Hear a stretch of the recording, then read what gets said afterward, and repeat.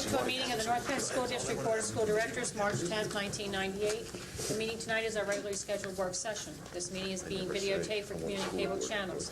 Individuals attending this meeting and intending to speak to the board should be aware that they are being videotaped. In order to meet the requirements of the Pennsylvania Sunshine Law, it is necessary to record the names of all citizens who speak to the board during the meeting. To assure compliance with this requirement, it is essential that those planning to address the board come to the microphone and state their name and address. Members of the audience are asked to limit their questions and comments to no more than 5 minutes. This limit will permit time for all those who wish to speak to the board to do so, and whenever members of the audience exceed this time limit, the board president may ask the individual to yield the microphone to the next speaker, and this is in reference to Board Policy 8344.2. At this time, would Dr. Robinson lead us in a pledge, please? I pledge allegiance to the flag of the United States of America and to the republic for which it stands, one nation, under God, indivisible, with liberty and justice for all. Okay, Dr. Robinson, thank you very much. Ladies and gentlemen, it should be noted for a matter of public record that this board, were in executive session from 6:30 this evening till 7:32. And that is for matters of personnel. Okay. Dr. Bose. The first item of discussion this evening is really a presentation to the Board of School Directors as well as our guests from the community on the results that the North Penn schools and school district have received from the Pennsylvania State Test, the PSSA. While we knew the results in terms of reading and math scores earlier in the year and announced them, I believe, if I remember correctly, it was October, for the most recent testing, after you all might remember the Philadelphia Inquirer report comparing scores among regional school districts in the, I believe, August or September, one of the August or September Sunday features. Our scores have improved considerably over the 96 results that received that attention. And we announced that sometime after we received those initial results on the 97 testing in the fall. Now we have received the full measure of all the test results in what the state calls school profile. And you now have that in your hands, and Dr. Betty Robinson, our Director of Assessment, is going to report to you, and I hope you'll join with us in seeing the good news that these results represent.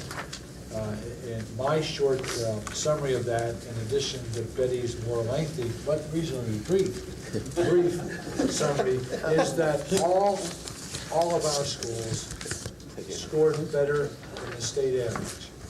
Every one of North Penn's schools scored higher than the Pennsylvania state average.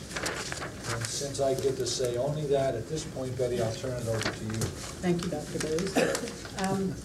You have a packet that is entitled the Profiles, School Profiles, and this set of profiles for the North Penn School District was recently released from the State Department. And I direct your attention to the first page after the cover page, because if you look at the report for Bridle Path, every school in the North Penn District, all 17, are represented similarly. I'd just like to have you direct your attention to the first page and note that the information provided in the report, as you will see, gives enrollment and attendance information. On page 2, technology and library resources. And that report, you should note, comes from the school itself. A look at finances, class sizes, staffing, programs that are available in the schools. And if you'll look on the next page, the Pennsylvania System of School Assessment reports for each individual schools. So Bridle Path represents a sample of what you'll see for each of the 17 schools in North Penn.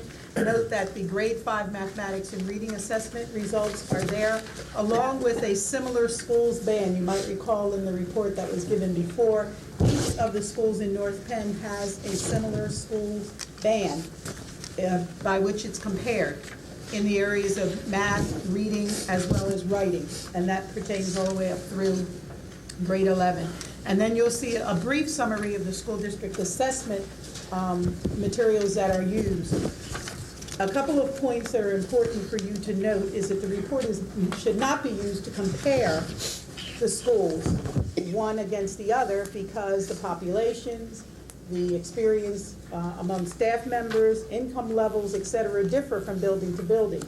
What it should be used to do, however, is to look at how each individual school fares compared to the district and as compared to the state, and as compared to similar schools within that band.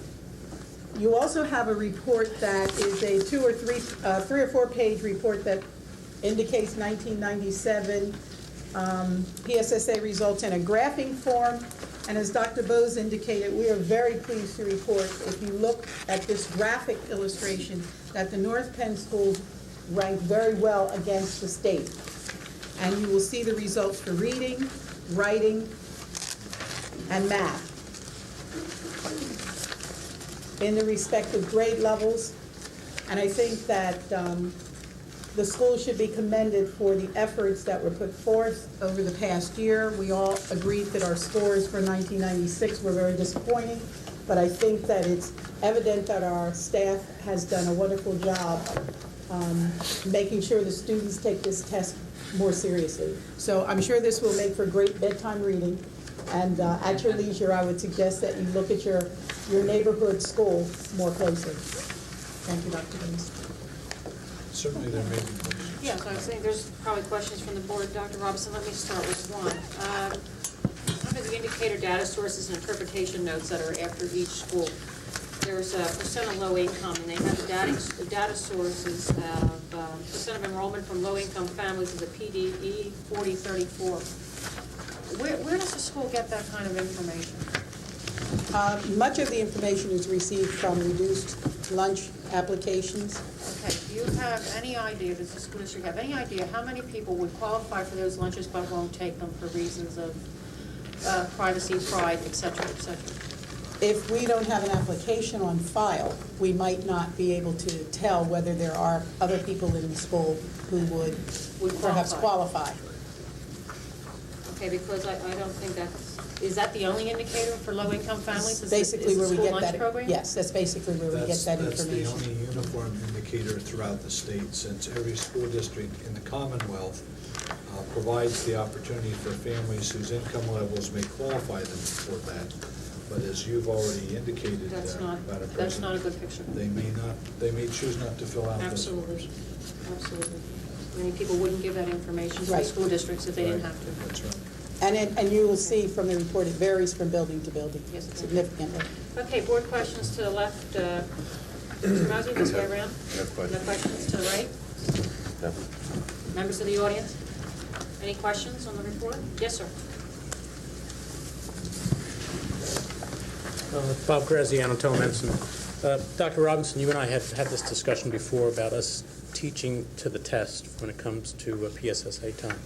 And could you take this opportunity just to explain again what you did as far as the reading curriculum and teaching to the test and where we go in the future? I think one of the things that was significant, of course it doesn't affect the scores from 1997, but in terms of the language arts program, we certainly selected a program that is more aligned with what PSSA, how PSSA assesses. But beyond that, many of the schools, all of the schools, I should say, last year spent a considerable amount of time looking at PSSA, the information we were afforded, because certainly they keep these tests very much under wraps. But we looked at the formats that were used, and we began to fashion some of our own assessments in our individual buildings after PSSA. So the students have more opportunities to take PSSA-like assessments, so that it wasn't a surprise when they saw it. Right, and that's been a complaint that I've heard from parents, that we spend a lot of time just reviewing material specific to the PSSA and maybe not doing other things. So this realignment should be less of that, and it should take less time out of what we normally do. In fact, it becomes part of what we normally do. I was going to say, Right. you're exactly correct. What should happen is that our assessment should begin to look more like PSSA across our curriculum areas. Right. Thank you. Thank you, Mr. President. Good questions. Anybody else, please?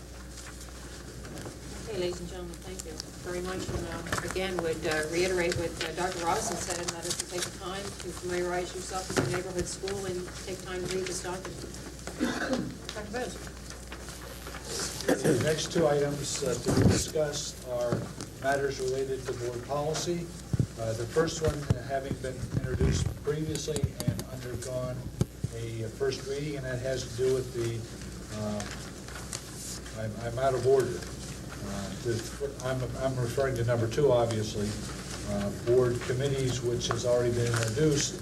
And now the first one is being considered for first reading at the next board meeting, as is now available for board member discussion, reaction, as well as public comment as well.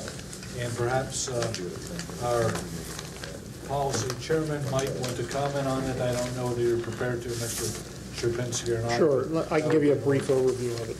He's always prepared. In order to be in compliance with regulations regarding public meetings, Board Policy 9140 has been amended to include guidelines for committee meetings. These board committee meetings will be open to the public and announced and recorded as required by law, and the amendments here are pertain to that issue. And that's my brief outline. Thank you, Mr. Sierpinski. Just a note that we feel that there seems to be strong board support, that the board committee system is working, and we're encouraged with each committee meeting that we do have that there's an increase in citizen participation, and we appreciate you coming out and participating with us in school government. Mr. Sierpinski, are you also going to be fielding questions on the posting of open positions and transfers? The second policy for review tonight is policy 4112.5, employment procedures, posting of open positions and transfers. The policy committee, working in concert with the school district administration in a continued effort to develop appropriate hiring guidelines, is bringing forth this new policy. It's more of a clarification of our existing policies. And Dr. Moore, you can talk to it if you have any further comments to it. I think you summed it up very well, Mr. Sierpinski. Thank you. I'd like to add that Mr. Sierpinski, Mr. Hill, and myself have been working a number of weeks, probably months now, with the One Support Employee Group, the secretaries. And it has been the open and frank and ongoing discussions that we have had with the secretarial group that has brought this policy into fruition. And we have to thank them for some of the insights they have given us along the way. So at this time, I'll take board questions on both policies, and then back to the audience of citizens to the right. Mrs. Sharp? My comment that I really would like to see incorporated as part of bylaws, the requirement, the stipulation of the agendas, as well as related backup materials being forwarded to the board members in advance of the committee meetings. The subcommittee meetings are taking more and more of the business that normally took place under committee of the whole. And because there are so many, I think each of us have to prioritize on which ones we can catch up Getting an on. echo. I don't know. Like you're talking in the basement somewhere. Well, she's doing it. Oh, I don't know what I can do about that, but at any rate, I would like to see it here because we have some committees in which we receive information that we can evaluate prior to the meetings, and others that you have no clue what the real details of or what the focus of the discussion is going to be, and it makes it real hard for us to make those calls. Fortunately, I've been trying to keep up with all of them, and they were very beneficial, the ones that I've attended throughout this week.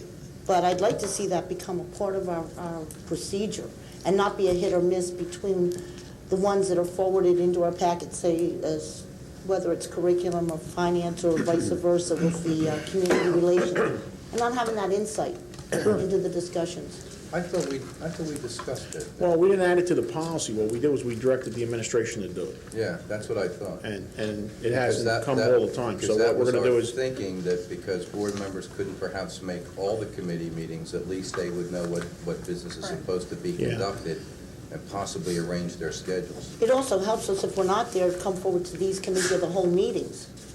just as I saw with the PSSA. I mean, I had mine from attending, and all board members could have had it through that avenue. Sure. I'll tell you what I'll do. I'll draft some language to it, I'll forward it to you, and I'll also clear it with legal, and then, Right. if it's possible, we'll add that portion into the procedure. Yeah, it's an amendment, I've understood in the past, we can have first readings and it can be amended up until it's approved and it doesn't back us up to square one. That's fine. Thanks. Mr. Allen, anything? Just what Vicki said, and also that all board members get copies of approved minutes after the meetings. Right. Oh, yeah. You know what, you would think that that would just be, you know, a good business practice and to be expected, but I guess belts and suspenders would be put it in the policy. Around here, anybody? Okay, ladies and gentlemen, gentlemen of the audience, Mrs. Abrams. We have to approve committee minutes. I'm not going to approve meetings on the minutes. I'm going to Yes, I know it. Linda Abram, Upper Gwinnett. I know that tonight the topic is the policies, but I do have a comment about the committee structure, if you will. I also attended my first committee meeting this last week and found it very beneficial. I received a revised notice of the committee meetings, and there's a conflict on there. There's 2 meetings scheduled at the same time. It looks like on the 28th of April, Support Services is meeting at 6 p.m. and also Finance is meeting at the same time on the same day. Is that to be changed? Can I address that, since I did it? Oh, good, taking blame. Yes. You stand right out there, Mr. Brown, and tell us what you What happened was, Linda, on the first, this month, I scheduled it for a particular day of the week. Now, which meeting are we talking about? Support Support, got it, services okay. and special ed. Okay, And it was to follow buildings and grounds, okay, because the same people are on there, and I just thought we could all follow, which worked. But then, what happened, I didn't look at the next month, where finance had been scheduled after buildings and grounds, before I did mine. And Ours were I- supposed to. Yeah, I know. Ours I was didn't look supposed to ahead to go- the next months to see where the schedule was. I just assumed So if you it was hit open this March and month, then- okay. it was open all the months, and it's Okay. not. So this month will be fine. Next month, we're going to have to make a change. okay, and, Or finance will. okay. No. See, I get, We're in negotiation. okay. Keep me posted, please. I think you're outnumbered. I guess, you know, I'm sure it's as difficult for you guys to keep track of as it is for us as a community. But the point of these committee meetings was to enable the board, the administration, and the community to communicate effectively on a specific topic for a specific period of time, so that when we came together as a group, we could, you know, progress rather rapidly. I know we're still refining this, but it's confusing, and I would appreciate if we could somehow notify, I know that the public is notified with the Channel 16 and the infophone and so on and so forth. Are these revised committee meeting papers available at the ESC for pickup if someone wanted to come and get a copy of them? Community relations. Okay. That's a community relations office. You gave Okay. us a list, we shouldn't. But it's I asked for one personally and got one, but I know that other people have asked me, you know, can I just go over there and get one? It's going to Okay. be changed again. Right. Keep that in mind. Well, yeah. well, Stay alert. Yeah, I will be on my toes, Bill. The only other comment that I have to make, which is really the reason why I got up there, not only to point out or to see what you were doing about that conflict, but personally, and I understand from reading our local paper that this has been brought up, I feel that these meetings should be videotaped. The reason why I feel that way is because there's a lot of information that goes on at these meetings, which previously had occurred during our Tuesday and alternate and following Thursday meetings, that people have gotten used to watching on TV. We know that not a lot of people come to the meetings. I think some of these meetings scheduled at 4 and 4:30 are impossible for people to attend. Because they're not there does not mean they may not be interested in the discussion of that particular meeting. And I feel personally that I would like to ask the board and the administration to consider having a camera at these meetings to continue to allow the public to be kept informed of the discussions regarding all of these matters, which are important. For instance, the curriculum meeting, we discussed quite a bit at length about the PSSA results. There were some good questions that came up. We talked about the calendar, on and on. Every meeting is important, and I would like to ask that that be considered because I feel that videotaping will continue to keep the community informed. Okay? Mrs. Abrams, just two comments. We're going to fix the duplication of those committee dates on 4/28. But in the municipalities around us, and basically everywhere, when they hold their committee meetings, it is not unusual, as a matter of fact, it's typical, that all the committees are held at, say, 6 o'clock to 7 before an action meeting in your local municipalities. And they'll have, public safety will have a committee, finance will have a committee, facilities, public works will have a committee meeting, and they're all at the same time in different rooms. So North Penn's trying to do that one better by making it so that you can attend all of them without that sort of competition.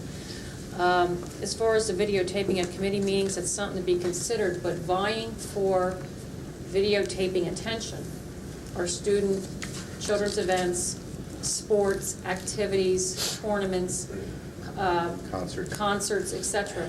And your comment, I've noted it down, but many more comments are coming in that they want less adults, more kids on television.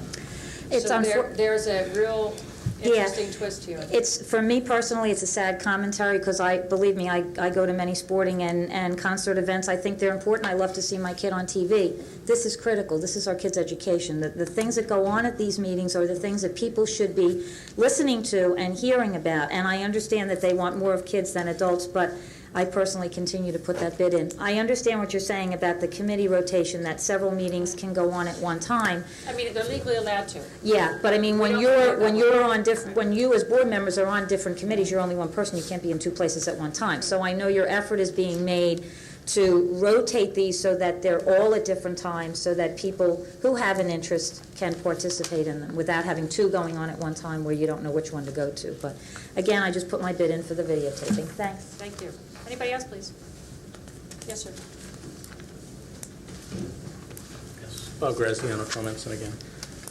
I'd also like to comment about the committee meetings. Number one, I think they've been extremely beneficial, and I think it was an excellent idea, and I hope we continue it. At one of the meetings, there was a little bit of a contention about what should be handed out at the meeting. The board members had handouts, and there was not handouts for the audience. And eventually we did get things handed out, but I think that's one of those growing pains, is to defining what should be handed out. And my advice is, unless it's something of a confidential nature, even if it's work in progress, even if it's preliminary information, it can be stamped that way. But I would suggest that anything that is given out to the board members should also be given out to the public, unless it's a confidential nature. Thank you. Thank you. Anybody else, please? Okay, ladies and gentlemen, thank you. Dr. Bose. We now wish to move on to report to the board on a proposal to implement the second phase of the technology plan that the board adopted in late 1997. This phase having to do with equip the middle school libraries or instructional material centers with the same type of technology that we've recently completed and is now operational at North Penn High School. And Deb Klein, our technology manager, is going to walk us through that. And I believe that after you're finished with that and deal with the questions that will invariably arise, would you speak to us about what you told us in committee meeting last week about the need to meet a deadline to qualify for an email discount, and what we need to accomplish before that application goes in? Okay, you want to cover that before we talk about the middle school? At the end of it. Okay. Thanks. Bob, do you want to speak to this? Yeah, I'll start. Okay.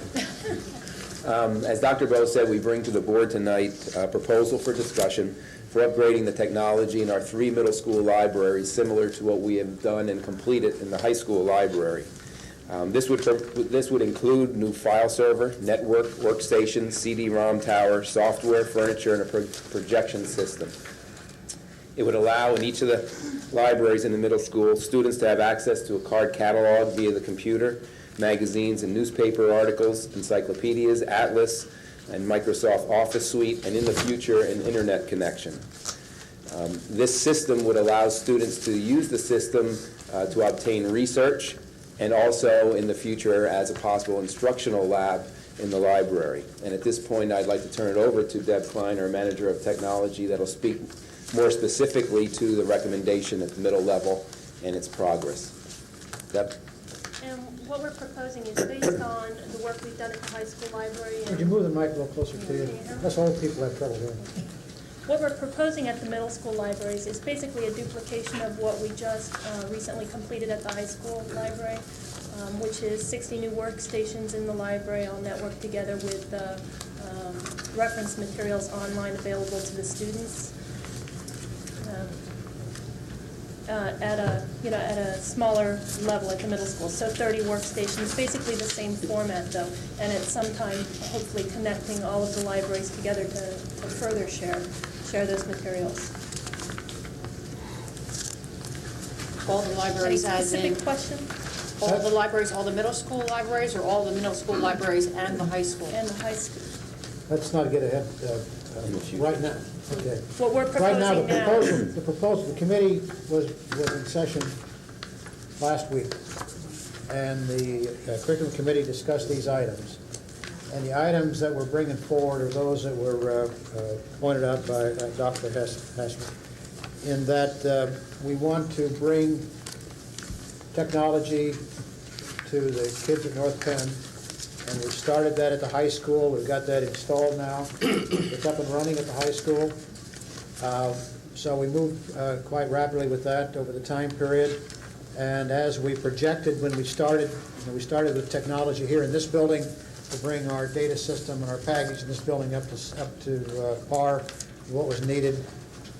That is well on its way to being completed. The high school now, where we're bringing the technology of the use of libraries and the IMC Center to the high school students. Now we want to bring that to our middle school students and then move on to our elementary schools as rapidly as possible. So the administration has brought forward to the committee last week the proposal you see before you as described by Dr. Hassler, the proposal to bring forward the technology into the high school on a time frame. Now that the high school is done, we can move right ahead and have this installed and operational before the end of this, hopefully before the end of this school year, and have some of the training started. So when the new year starts, we'll have that training and the installation behind us and ready to move right ahead. We have a budgetary estimate for that work for the three schools, and the budgetary estimate is at, as you can see, is at $424,860. We propose to pay for that in this current year's budget by using some of the funding that is left in the capital reserve project that we did on the building here and at the high school, and using that reserve, which leaves us a shortfall of roughly $145,000 in this year's current budget. We propose to make up that $145,000 in a two-step process. One step is that presently some of the people working in the cafeterias are funded out of the general fund. That funding should be out of what they call the enterprise fund, and so we would transfer those costs for those people to the correct fund, which there are funds available for, approximately $85,000. The balance of between $60,000 and $70,000 to make up the shortfall would then come from our $1.3 million reserve fund that we have in the current budget. This allows us then to move ahead with the project this current year and to get it done. So what the committee has recommended is that we bring this to the board work session here tonight and then put it on as an action item for our action meeting a week from Thursday. So what we're looking for is a consensus to do that. Consensus and board, answering of board questions, comments. Right. One question before we start to the left. Ms. Steady, $1 million in the budget reserve. That $1 million, I believe, has been in there for quite a number of months. The interest earned on that $1 million, does that stay with this reserve account? Does not that not, in fact, also belong here in these numbers? The $1 million was transferred in December into a separate trust fund, a bank account. So the interest that's accruing will be from December through June 30th. Do you have any anticipation as to how much interest that'll be? No, but I can work up a schedule based on the drawdown of this fund and what our investment is. It will. And that could be, we can lay that up against this Yes. outstanding balance. Yes. Okay, board questions to the left, Mr. Moser. Just a couple. Back on, Ms. Klein, if you may, back on January 27th, we received an initial proposal for you that this project would be $364,923, and now it's $424,000. I didn't, based on the figures that you gave us, I don't see an $80,000 difference. What caused that figure to change? When we took a look at this early in the year, it was at a general level, just to see if this was a viable project that you wanted to consider, and those are the numbers that you were presented with then. It looked like something we were interested in pursuing, so I went and got more definite estimates. So you won't find any big lump sums anywhere. It's just when further defining this, there were minor adjustment upward in a lot of the categories. So it's hard to pinpoint, I guess, and answer your question. Well, I guess what I'm asking is, I'm comparing, I guess it's fair to compare this blue sheet against this green sheet, correct? Okay. The blue sheet, I think, is the same as... We all don't have, I think, the same packet. Yeah, it's the same as the white sheet that the audience has in their packets. But when I look at the various, the only thing I saw that changed was the electrical upgrades went from your original projection of 2,500 to 8,300. Correct. Workstations went from 50,970 to 56, and software went from 53 to 99, and furniture went from 67 to 83.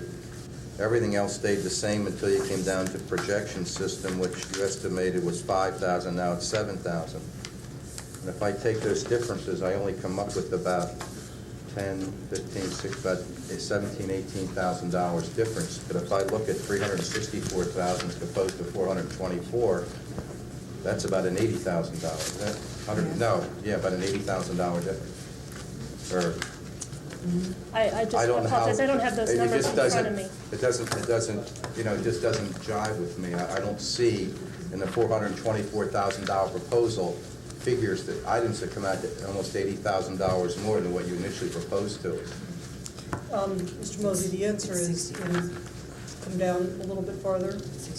You multiply all the variances times 3. Right. One for each minister.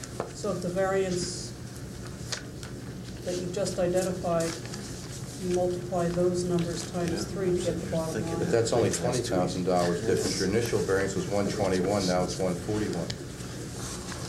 Multiply that times 3 to get the variance. I don't see. There's still a $20,000 difference at Right, one. right. Give me the subtotal on your green sheet, please. 121,641 times Well, 3. wait a minute, that also contains that typo under the electrical upgrade allowance. Right. Remember the columns were switched? Is that what you're referring to? There was a, Oh, I see an In the- option. Oh, I see. Okay, that should be $5,000. Yeah, in that reverse those proposal up numbers. front, yeah. Okay, well then it's even less then. It's only $3,300 difference then. You're saying on this sheet it's 83, and it was originally 5.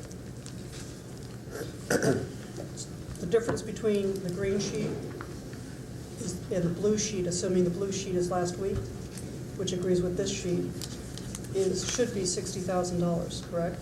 Okay, but what I'm saying is if I take the individual items, I don't come up to $60,000. Do you come up to 20? Quite possibly, yeah, around 20. Okay. Times 3. Times 3. 3 schools passed. I got you, okay. All right. All right. I wanted to show this as one school individually, and then just multiply it by Okay. 3, because All they're right. all exact. I just took the individual figures, that's what I was looking at, and I was looking at the $60,000 difference, and I was trying to figure, I see what you did, so it would actually be $20,000 a school, so that would be, okay, thank you, that's the answer.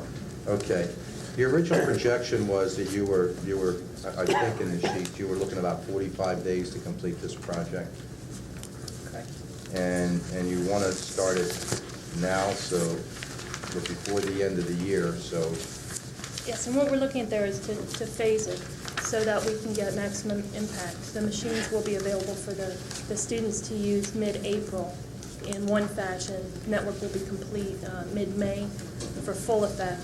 The final furniture will not arrive till the end of the school year. We're only going to have the benefit of it for about two months for this year. Not even 2 months. And I just don't know why we can't start this project in July and have it ready by September if we're talking approximately 45 days to have it ready. And my biggest concern is being on Finance Committee.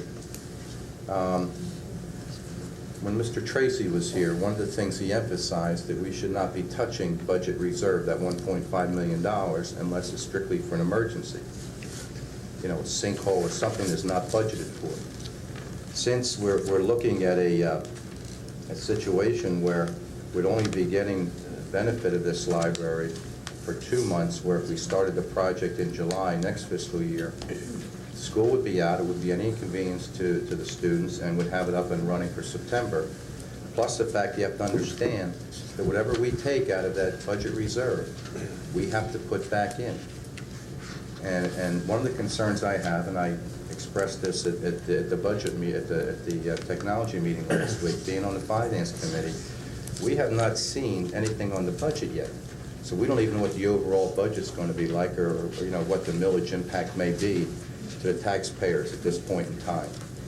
And I'm just a little reluctant to take, you know, money out of the budget reserve, which we're going to have to either find the monies in the budget to put back or automatically tax for. That money has to be put back in there. So I just want to point that out to the rest of the board. That's a consideration that, you know, you're going to have to understand that whatever money we take out of budget reserve, whether we tax for it or we find it someplace in the budget process to replenish it, that money has to be put back in. And that's all. Yeah, no, because I hear numbers and I get confused, so I'd just like to draw something out for you. On the white page, that's the last page in your technology handout tonight. Right. It's called the Capital Reserve Fund, and that's $1 million. And Mr. Tracy was referring to monies shouldn't be used unless there's an emergency. He was referring to the Capital Reserve Fund. Which is $1.5 million. No, that's why I want to address the issue. The Capital Reserve is $1 million, as we see here. That was to be used for emergencies. Because of the need to move technologies ahead, this was earmarked for technology this year. The board also has another contingency, which is budgeted in the amount of $1,500,000, which is part of the $112 million budget. The board also has, and I'm not going to be quoted, but the number is around $4.2 million in a fund balance. So there's really 3 different reserves. 2 are accessible during the year. This $1 million the board has access to during the year for purposes as defined. The board has access to the $1,500,000 budgeted contingency during the year. And there is the $4.2 million, which the board will be able to access as tax relief in next year's budget. So I just, when I hear all of these different funds, I wanted to clear up that you have 3 different reserves.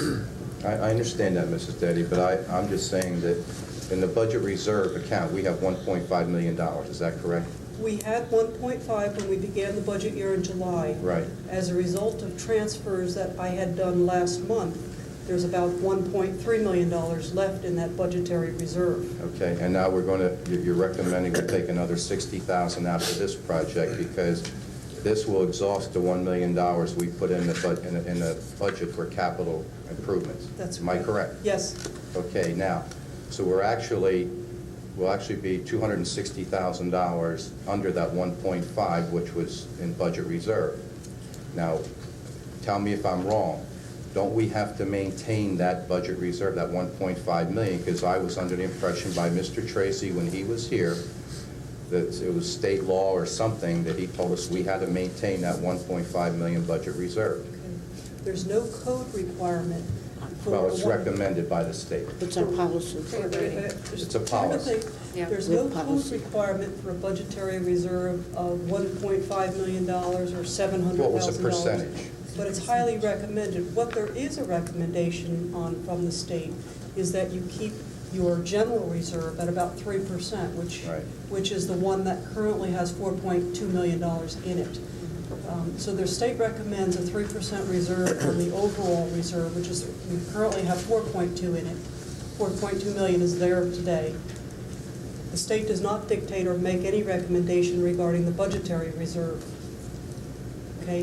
It is prudent, obviously, because things are unpredictable and budgeting is not necessarily a science, to keep $1.5 million there, but it is not required, nor does code recommend that kind of a free balance. Okay, am We adopt a I policy, incorrect okay. in saying, We adopt a policy. then that if we took $260,000 out of 1.5 million, we can go into next year's budget with 1.3 million? We don't have to go back to 1.5? It was a part of the policy initiatives that took place on the heels of Right. last year's budget. Right. So I know that, and while it may Mr. not be Tracy written in the recommended code, we establish that it is policy. policy that we will maintain the 1.5 million. So what I'm saying is, if we take the money out, we will have to put it back in. Am I correct?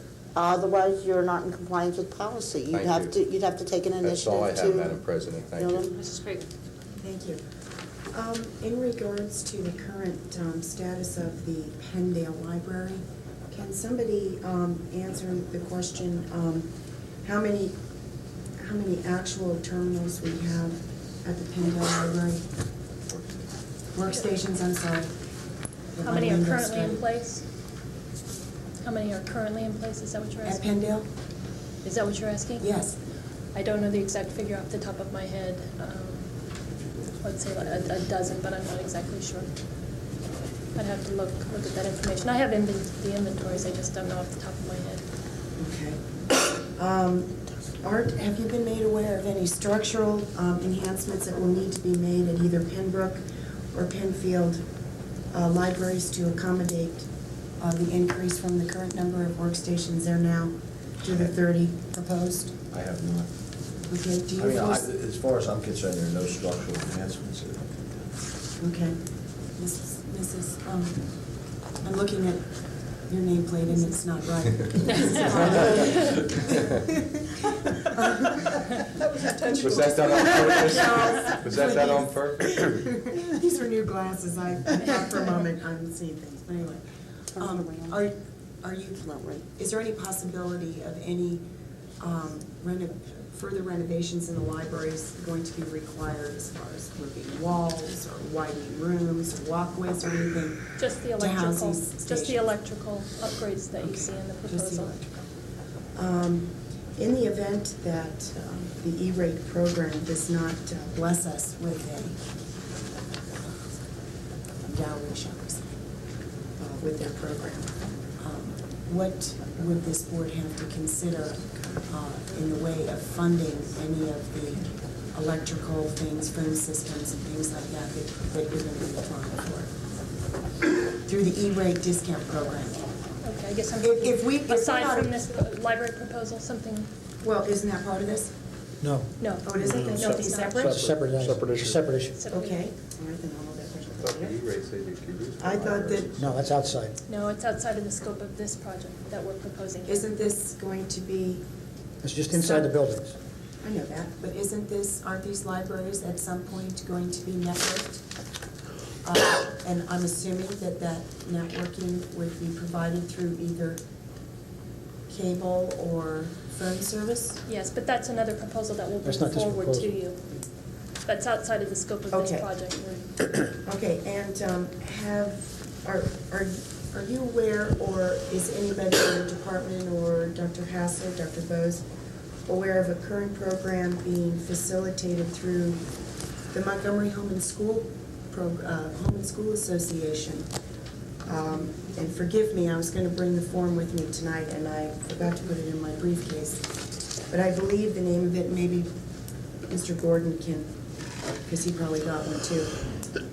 Through AT&T, it's called the Technology Learning Bonus Program, where home and schools can enlist the families of our students to sign up for learning bonus points through their long distance program, thereby earning points towards purchasing equipment, software, the whole gamut of things. Are you aware of this program? No, I'm not. Okay. I just received this today, this notice at home today. I really apologize for not remembering to put it in my briefcase, but I did call the lady of the home and school in Montgomery who's facilitating this. And apparently this is a very widely used program by school districts to help them in their endeavors for funding. And I just would like, rather than have to tap into a reserve account, I just get real nervous about taking monies and shifting them. I would like to see this program made more district-wide and available through the home and school associations at every single school in this district, because the earning potential for alternative funding through our families' AT&T long-distance bills, as well as I'm sure other long-distance companies, is immense. Everybody uses a telephone. I don't have a problem with doing the upgrades at the middle school libraries, but I do have a problem with shifting money from any reserve account in order to do that. So perhaps we, while considering other alternative funding mechanisms, might want to, if I'm not mistaken, I was just at Penndale last year, and a lot of the equipment at Penndale looked to me to be very, very current and very new. Now, I could be wrong, but I was there on that election day, and the children were using those computers to calculate lots of different things that were going on in the building, and I can't remember how many units were up and running then too, but we might need to have to consider phasing in Penndale at a later time in order to come in under budget with technology this year. Mr. O'Donnell. The only comment I have is I want to move forward with this. We discussed at length at our technology meeting about the $145,000. And for $60,000, I'm not going to let $60,000 bother me. So we want to get this project done as quickly as possible, because when you install any system, you will develop problems. So I'm not sure we would resolve those problems in those few months. It may take 4 or 5 months to resolve some problems. It may, with so much going on. We have $4.2 million in our general reserve, and I don't mind taking $60,000 out of that to keep this program going rather than stopping the program. You can't expend your Can't cash touch that. reserve No, in that's this for next fiscal year's year. budget. It's next year. Mr. Shapinsky. Yeah, Debbie, the electrical upgrades, the allowance that you put out was $8,300 per school. Now, we just renovated Penndale, so you think it's going to be less? Are we going to do this stuff in-house? That's the question I'm asking. Yes.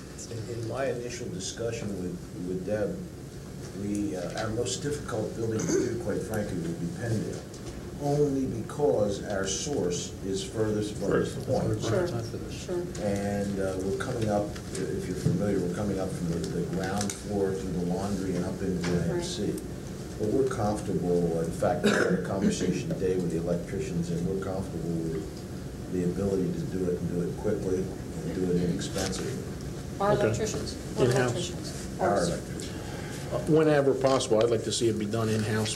Right. We have the staff, we have the training, and it can help us later on doing other projects. The other issue for me was the cabling, same situation. Are you going to be bidding this out, or are we going to do it in-house? The cabling, we were looking at using an outside vendor to continue with those projects while our staff is being trained and certified.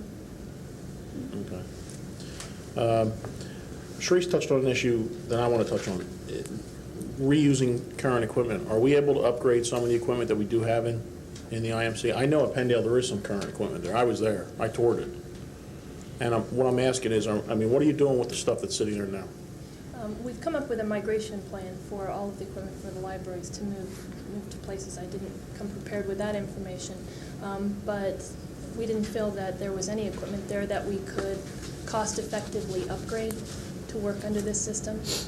It would cost more for the upgrades than purchase new equipment. Okay. Madam President, I'd like to see this thing move forward too. I would like to address another issue which piggybacks onto this, which is access to the facility.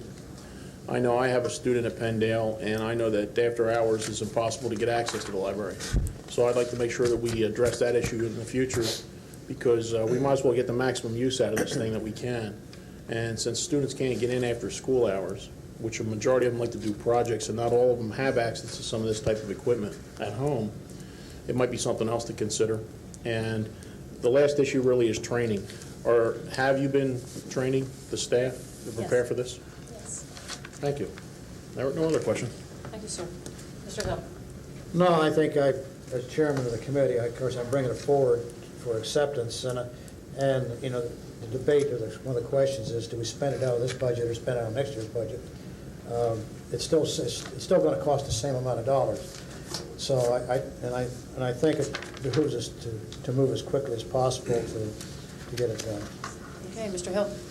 Mr. Allen, I'm sorry. Not for you necessarily, Debbie, but maybe for the Finance Committee people. We had a presentation about leasing of these. And it seemed to make a lot of good sense of spreading out the cost and the risk of obsolescence. Has your committee, Finance, taken it any further? Looked into the cost to buy versus the cost to lease for 3 years? Has anybody? We had that discussion, Bill. We had a formal presentation at the last Finance Committee meeting, complete with overhead projections and quite a bit of backup material on that. It now comes down to evaluating the costs through the compact agreement. While you get your dollar-for-dollar exchange, you also have to see just how overpriced or market price their equipment is, because you could diminish that. But down to the specifics, we're going to be following up with that with our next committee meeting, which is on the 24th of March to any greater degree. But we're also going to have a formal presentation, as I believe we're going to look for a board date for finance, technology, and curriculum. Each of them have had their own particular components of the technology plan under discussion.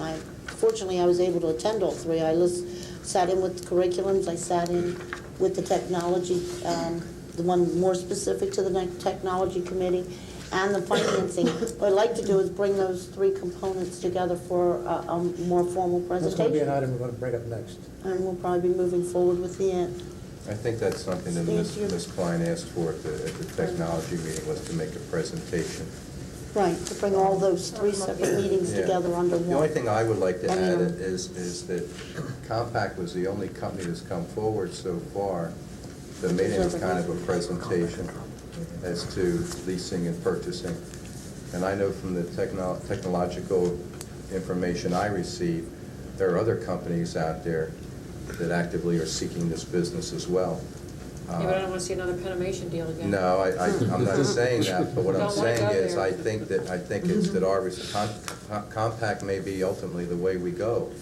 However, I think that we owe as representatives of the taxpayers and doing the job I think we were elected to do, it wouldn't hurt to have a couple other companies come in and see if they can, what they have to offer. The one that we saw was a 3-year rollover. I'd be interested in one that's more like a 5-year rollover for the adding. Well, I don't know, but I think it's incumbent upon those of us sitting on the committees and the board as a whole that we just not buy the first car that comes down the street. That, I don't think you buy the first home you look at, and I don't think you buy necessarily the first car you look at. And I think there are other companies out there, and I think it's our responsibility, whether we ultimately go with Compaq or not, to at least look and see if anyone else out there is offering some sort of a package. Mr. Allen, what'd you do to the floor? I'm sorry. Did you lose it? No, but I want to bring it forward, and I think we can bring it forward and approve it next week. And like everything else we do, put it out for bid. And we'll put it out for bid in different ways and get proposals. But I don't want to delay the process because we're not sure how we're going to buy or finance. That's part of the process like everything else we do. So I would like it on the agenda. You want the project moved? Yes, For next week? absolutely. Just to address a lesson learned from the last time,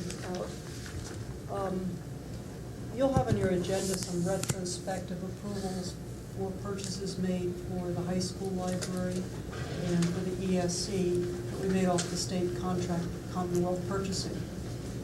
In looking at this project, we have made an assessment and coming up with these final numbers that the state contract is the appropriate mechanism to buy the hardware, and we would be proposing as part of the authorization to proceed under the cooperative purchasing agreement. And there's several reasons for that, aside from the best deal currently on the market. Compact did not make a presentation to us at the finance meeting. A company called GE Capital made the presentation to us. GE Capital sells a financial product. The financial product that GE Capital sells is married or has, under the Commonwealth Cooperative Purchasing, joined with Compact to provide us. Is that something you said? Yeah. Yeah, something said. Put your finger down. To provide us with the option. And the reason I'm bringing this up is I would hope that in the deliberations down the roadways through the budget process that we look at the possibility of leasing, and we've got an agreement with GE Capital that if we buy these now through our Commonwealth purchasing program, that we can retrospectively dump them into a leasing plan if we so decide. Did anyone understand that? Yes. Only because I was at the meeting when it was explained. Because I confused myself. A retrospective is synonymous with ratification. Well, for instance, we bought all that equipment at the high school, and there's a possibility if we choose to go with the leasing program, that equipment that's already in use can be wrapped around retrospectively to the leasing program. The same would be true of these purchases. Just understand, though. Well, whether Carol, it's you the just state- managed to enter a new subject matter into our agenda. We could keep going with that one, that'll get crazy. It's a really tough one to evaluate the pros and cons on.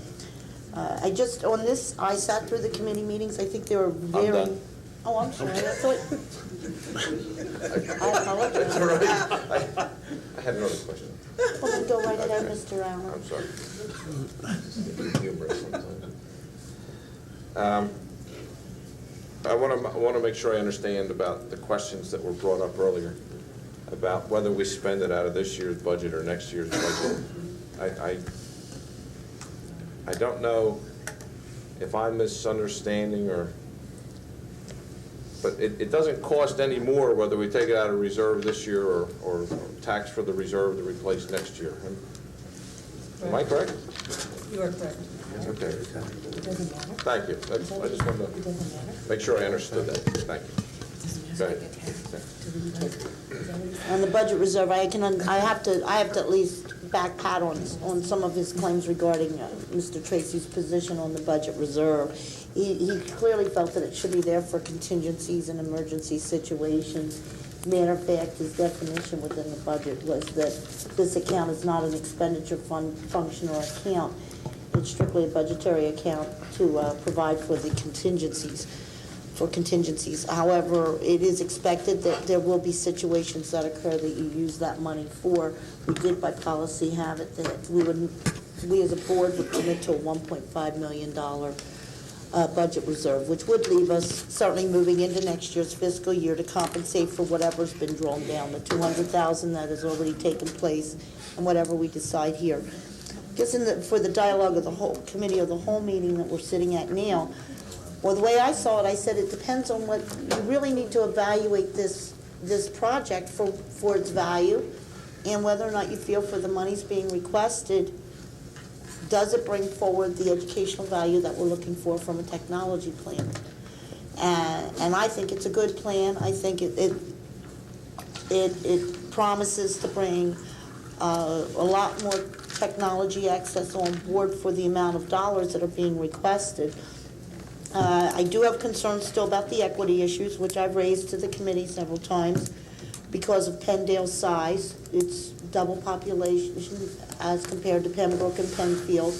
I'd still like to see if we don't have a handle on exactly what workstations we're adding to. If they're, the computer labs that already exist, then we really don't have a handle on what our final total of computers would be, computer lab access would be, do we? Between Penndale, Pembroke, and Penfield in the end. Maybe I misunderstood the question before, but there are 3 labs at Penndale and 2 at the other schools, in addition to the library. Vicki, let me Okay, just- so then we do have one additional lab right now in Penndale than what we did. I don't think that's ever been entered into the dialogue. They're a larger school. That's what I was talking about. But that's When I my toured- point. That's what I was concerned with, that Penndale be considered, because we are talking 30 stations at each of the 3 schools, even though Penndale and its library is utilized and serving twice the population of Pembroke and Penfield. Wait a minute, just for clarity, that's what I meant, Vicki. When I brought up the issue, I thought that we were going to be networking the other labs to be used that way.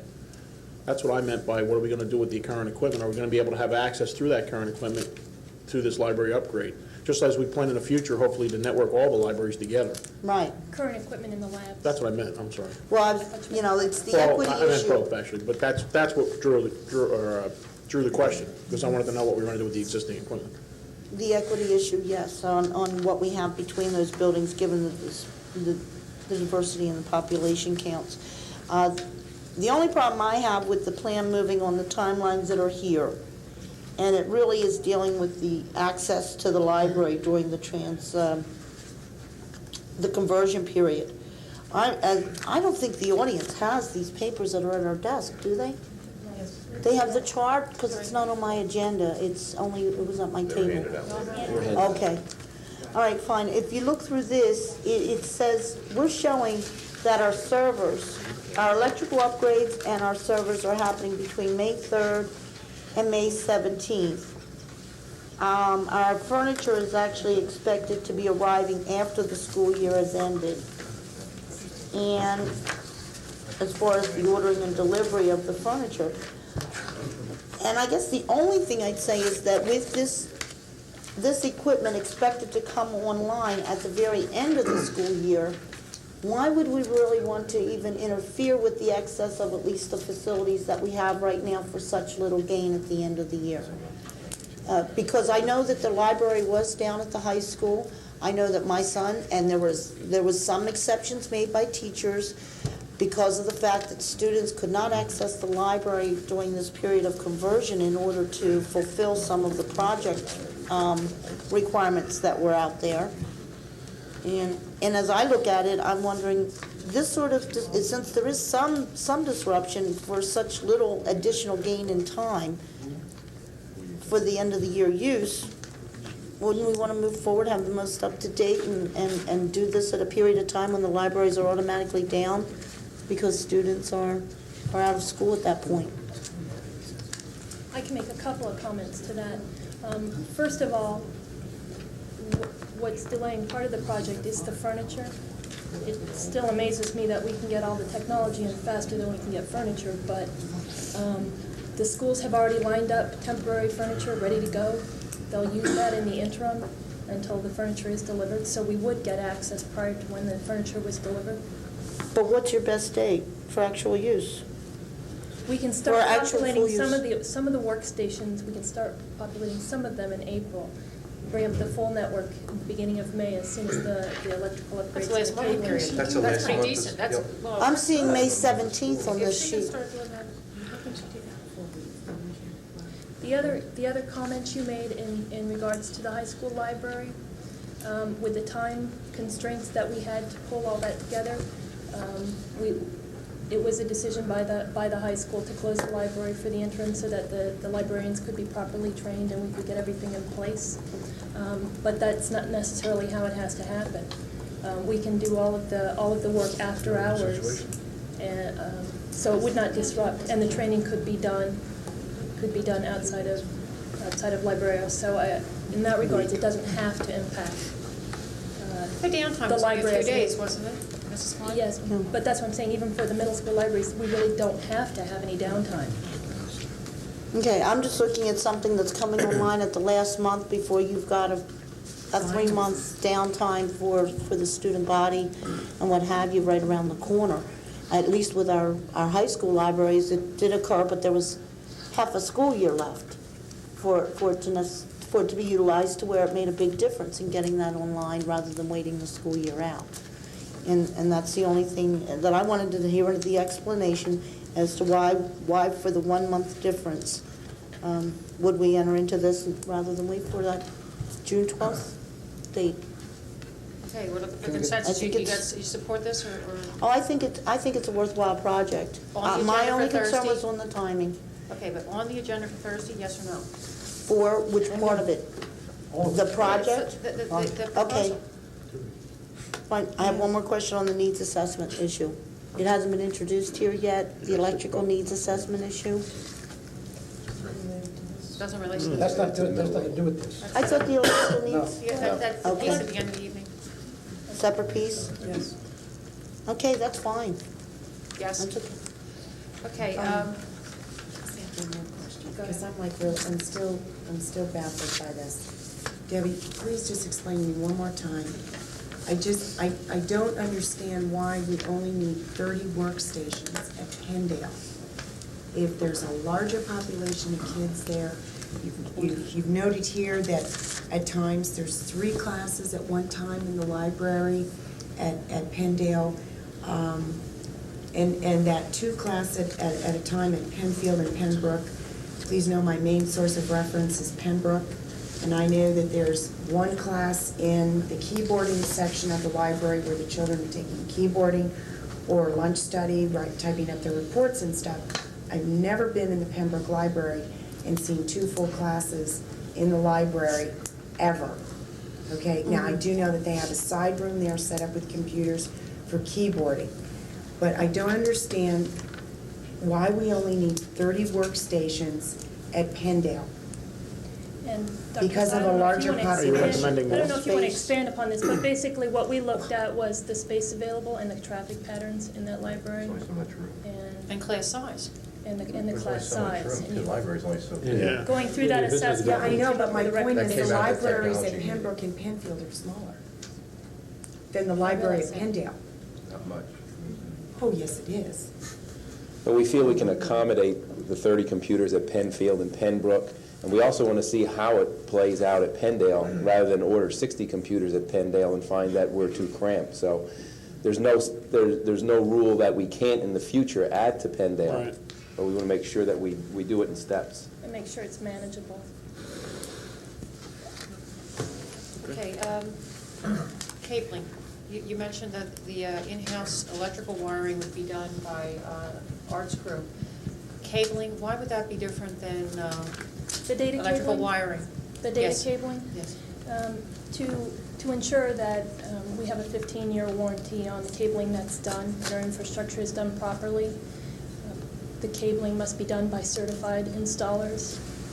In part of our negotiations with a cabling vendor, we were given 2 days of training or training and certification for 2 of our employees, which we're planning on taking advantage of. But we didn't want to count on that and delay the project for that. Well, it's also a financial issue, a business issue, is that when we contract out the cabling, should we get E-rate approval, 40% of that amount will be reimbursed to us, whereas if we did it in-house, we are not entitled to any reimbursement. From in-house work? I asked you that question. Correct. That sounds like that's all the glamour of prevailing wage. Okay, after school hours for use of the library, Dr. Hassler, I think that's something that Vince brought up that's excellent and probably should be dumped in your lap, because I don't know of another way we can help with social leveling than to provide this to students at the high school level, starting with middle school, because so many, what's the matter, guys? Yeah, that's all right. All right. There's so many families that do not have computers parents with computer literacy skills, or they have those opportunities in their homes. And I feel if the schools don't do their part with already tax-paid items such as this, that that gap only gets worse between have and have-nots. And if we can clip some of this starting in 7th grade as these children move forward with us, we're doing a greater good by opening up those libraries to kids in the afternoons. We can open up gyms, we can open up libraries. The other thing, the home and school information that Mrs. Krieger brought up, and she mentioned that Mr. Gordon might have paperwork on that, came through Montgomery. I'd be interested to see something like that, except I do know, just from research and reading that I do, on the long-distance lines, there are a lot of companies now, and they're all vying based on your loyalties, your political beliefs, your social beliefs, and we don't go with this company because they support a certain agenda. That you go with this company, you know that you're not putting money towards that agenda. So it's gotten very, very political, these different lines. For example, people will not take AT&T, they'll go with Lifeline because they don't want to support the benefit package that AT&T puts out to same-sex partners. So there's all of that political stuff with these long-distant lines. And I don't know how that plays out with the fundraising for long-distant lines. So I was kind of surprised. I don't have AT&T, so therefore my long-distance calls will not benefit my home and school in this endeavor whatsoever. And I'm not about to change my long-distance company. Well, see, that's why I want to see what that's all about. That is very intriguing. And if there's, I'd just like to see what it looks like. That's it. I support it. Looks like we have at least 5. This gets put on Thursday night. That's simple. Great. One other comment, that's behind us. Let me just piggyback on what you, no, just, I don't want to go, that subject's behind us, but I just want to piggyback on what you just said a little bit as it relates to technology in general. One of the early points that we brought up in our curriculum technology committee meetings was the fact that we know that different elementary schools in particular are doing different things with their home and school associations, and that's been something that's been done in the past. And one thing that we ask Debbie to look into and to keep on top of as best you could, to make sure that our whole plan pulls together and all these home and school associations are working together with us for the total good of the school, so they're not off doing something that's detrimental to what we're doing over at Oak Park or doing at some other school. So as related to the plan that Sharice brought up tonight, is something you ought to look at and see how that fits into our overall needs. And maybe something good, it may not be. There's a lot of that going on, I know, and that's something to look at. All right, now the next thing that we want to, as Dr. Bose had mentioned to you, and we had mentioned at the committee meeting, was we have a concern about the E-rating and the overall plans and the time schedule that you have to bring forward to get things done. And we talked about having another meeting of the Curriculum and Technology Committee together. And Finance, and whoever the other board members would like to attend. For you to review that plan and those needs and what you have to do in the short term in the future. And we said we would try to pick a date to do that. Now, one date that we have picked is next Wednesday at 6:30 here for such a committee meeting. Now, March 18th. What we need from you now is to tell us what you're going to tell us on March 18th. What's going to happen? What is the plan so everybody here knows what's going to happen? Okay, and as part of that, do you want me to touch on a quick review of what the E-rate discount is all about? And it's a complicated program, but quickly in a nutshell, the federal government has allocated a little over $2 billion that can be awarded as discounts to schools for networking services in this goal to get students onto the internet. Can you talk a little louder? Excuse me. Yeah, North Penn School District qualifies for a 40% discount on any networking services and products. And there's a list of exactly what is eligible and what is not. So basically the process is there's a 75-day window in which you can put your bids up on the internet, have bidders bid on them, award them, and put it forth to the E-rate for consideration for approval and allocation of those discounts. That 75-day window ends April 14th. And therefore, we have a couple of critical timelines in here. We need to propose to you basically the implementation plan for the technology for next year, and a subset of which is the networking piece, which can be funded through the E-rate. So that needs to be approved so we can go forward and submit it to the E-rate commission. Is that what you'll present next Wednesday? Right. So what we need to do is, basically, I think what we're proposing is, I don't know if it's 3 different meetings, but 3 critical. No, 3 committees in one meeting. Yes, the answer is yes. That's what March 18th meeting. But let me say, March 18th, we were looking at giving the background. There's a lot of information we have to present in terms of what the plans are for next year and the details and the dollars, and then what subset is E-rate and how that's funded. So what we wanted to do in preparation for that is discuss with you the background of all those issues that touches on finance, the finance component, the instructional component, and the technology components, so that when we meet in April to look at the details of this plan, it's just a little better preparation for that meeting. We were kind of projecting We'll it. start the 18th. We're starting the 18th and we can determine what we have Does to that do. make sense? from there. Yes. If we need more meetings, we will have more meetings. You're not going to miss that 14th date. We're not going to be held liable for missing that window of opportunity. If we hit all the wickets, we find favor with what you bring forward, you've got at least 5 board members that support doing that, then why wouldn't we get the E-rate discount? Is there a reason why we wouldn't get it if we do everything right? First come, first served. Well, no, that's not entirely true. Within this 75-day window, after that 75-day window, let's put it that way, it's first come, first served. Within that 75-day window, everybody is applying, or a lot of people are applying, and they will look at all of the applications based on needs and the funds available to make that allocation of the discount. So basically, to answer your question, why would we not receive the discount, is if there were, less funds available than there were requests. Okay, and also, when you say needs, if we, why do I have the feeling all the urban schools are going to get all the money and us suburban people have to tax for it? I mean, why do I think it's going to be needs-based? Poor folks will get it. First of all, our 40% discount was based on our free lunch program. So that's a would've got need right more. there. We've already identified as a need. Some urban districts Are receiving up to 90% Right. discounts. We're only entitled to 40%. We're already being Urbans hit. will get 90, Yeah, I thought we were only 95%. going to get 10%. They'll get 95. But I will tell you, it's not quite clear to any of us yet as to how the E-rate Commission is going to prioritize these requests. Okay, and you probably, that's like the Coke formula, you will never find that out. Okay, we're all set then. March 18th, 6:30, and then you'll lead us where we got to go next. Don, I had just one question, if I may. The information that you have to post on the internet by the 14th, will that only be the items that are eligible for our projects, or will that be the projects that you're projecting if we approve?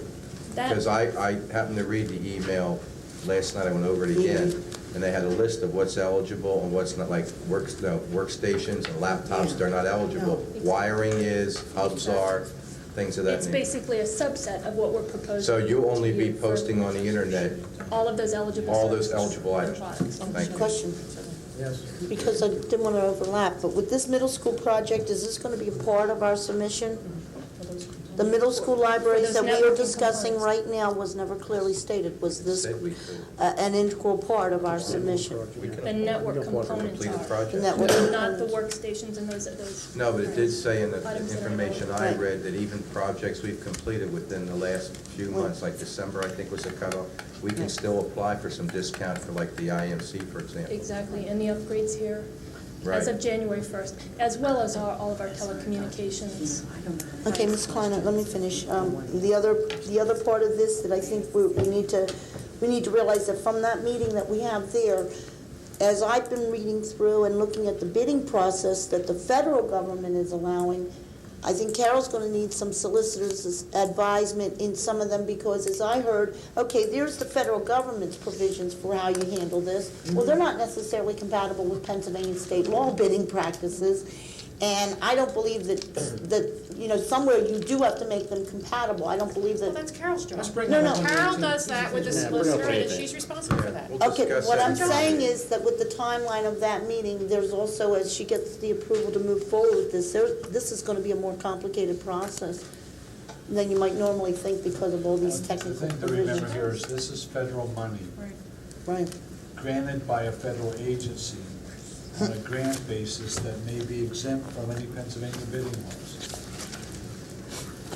Deb, I seem to recall, and tell me if I'm wrong, that you and/or Carol mentioned the need to do an electric assessment. Right.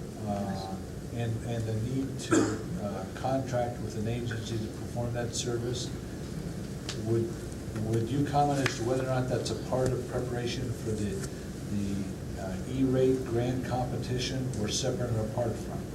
It's, the electrical assessment is not reimbursable through the E-rate discount. However, what we had intended to do at the April 7th board meeting, conference meeting, is to come forward to you with an implementation inclusive of all costs that we foresee to build out a technology plan. So we'll do that on the 7th, and it's not at all impacted by this deadline for E-rate? No, it is not, but just to go back, we wanted to give you all of the costs associated with building out the technology on the 7th. Because we're going to wait till next Thursday night, we may not have that electrical assessment completed. We may just put a guess number in there for an allowance for electrical upgrades. Right, but you're gonna give us a whole picture, we're not gonna have to back into this picture later. Right. Are we gonna have a? Okay, ladies and gentlemen, this is your turn. Thank you for listening to us, Mr. Gordon.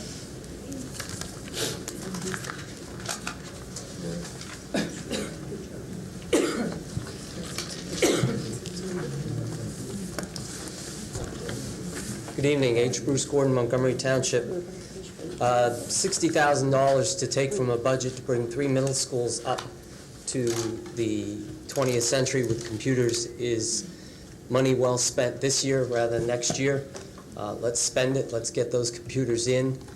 When we're talking about leasing, and I was attended that technology meeting, I'm sorry, it was a finance meeting, when that presentation was made, if you haven't heard the details of that yet, it sounds very good. I wish private citizens could get as good a deal. Basically, we're going to buy in year 1 3 years worth of computers, or 3 years worth of payment in year 1. So we get, for 1/3 the price in the first year, we get our total set of computers, or $300,000 worth of computers in year 1 for a $100,000 payment in year 1, and then subsequent payments. I would recommend that we look towards just a 3-year rollover if we go with that leasing agreement. You don't want to invest in computers with a 5-year time frame. Computers themselves, the technology is changing too fast, and 3 years would be probably optimal right now, if not shorter, but 3 years is probably the best we can handle. The information that's being pulled together for the E-rate proposal, the meetings for March 18th and so on, I'm constantly amazed as I go to the technology meetings at what Ms. Klein and Mrs. Deddes are being able to get done for us with the staff that they have. I hope as the budgets move forward, there'll be some relief and extra staffing for technology. Certainly as we're moving ahead and networking for the future, and the plans are being laid now for that networking, Ms. Klein seems to have quite a thought towards strategic planning for the future, that staffing be thought of as associated with that, so that we make sure we have the right people to run all the computers that this district's going to need. The comment regarding the AT&T plan, maybe I didn't get to see my kids' handouts today yet at home.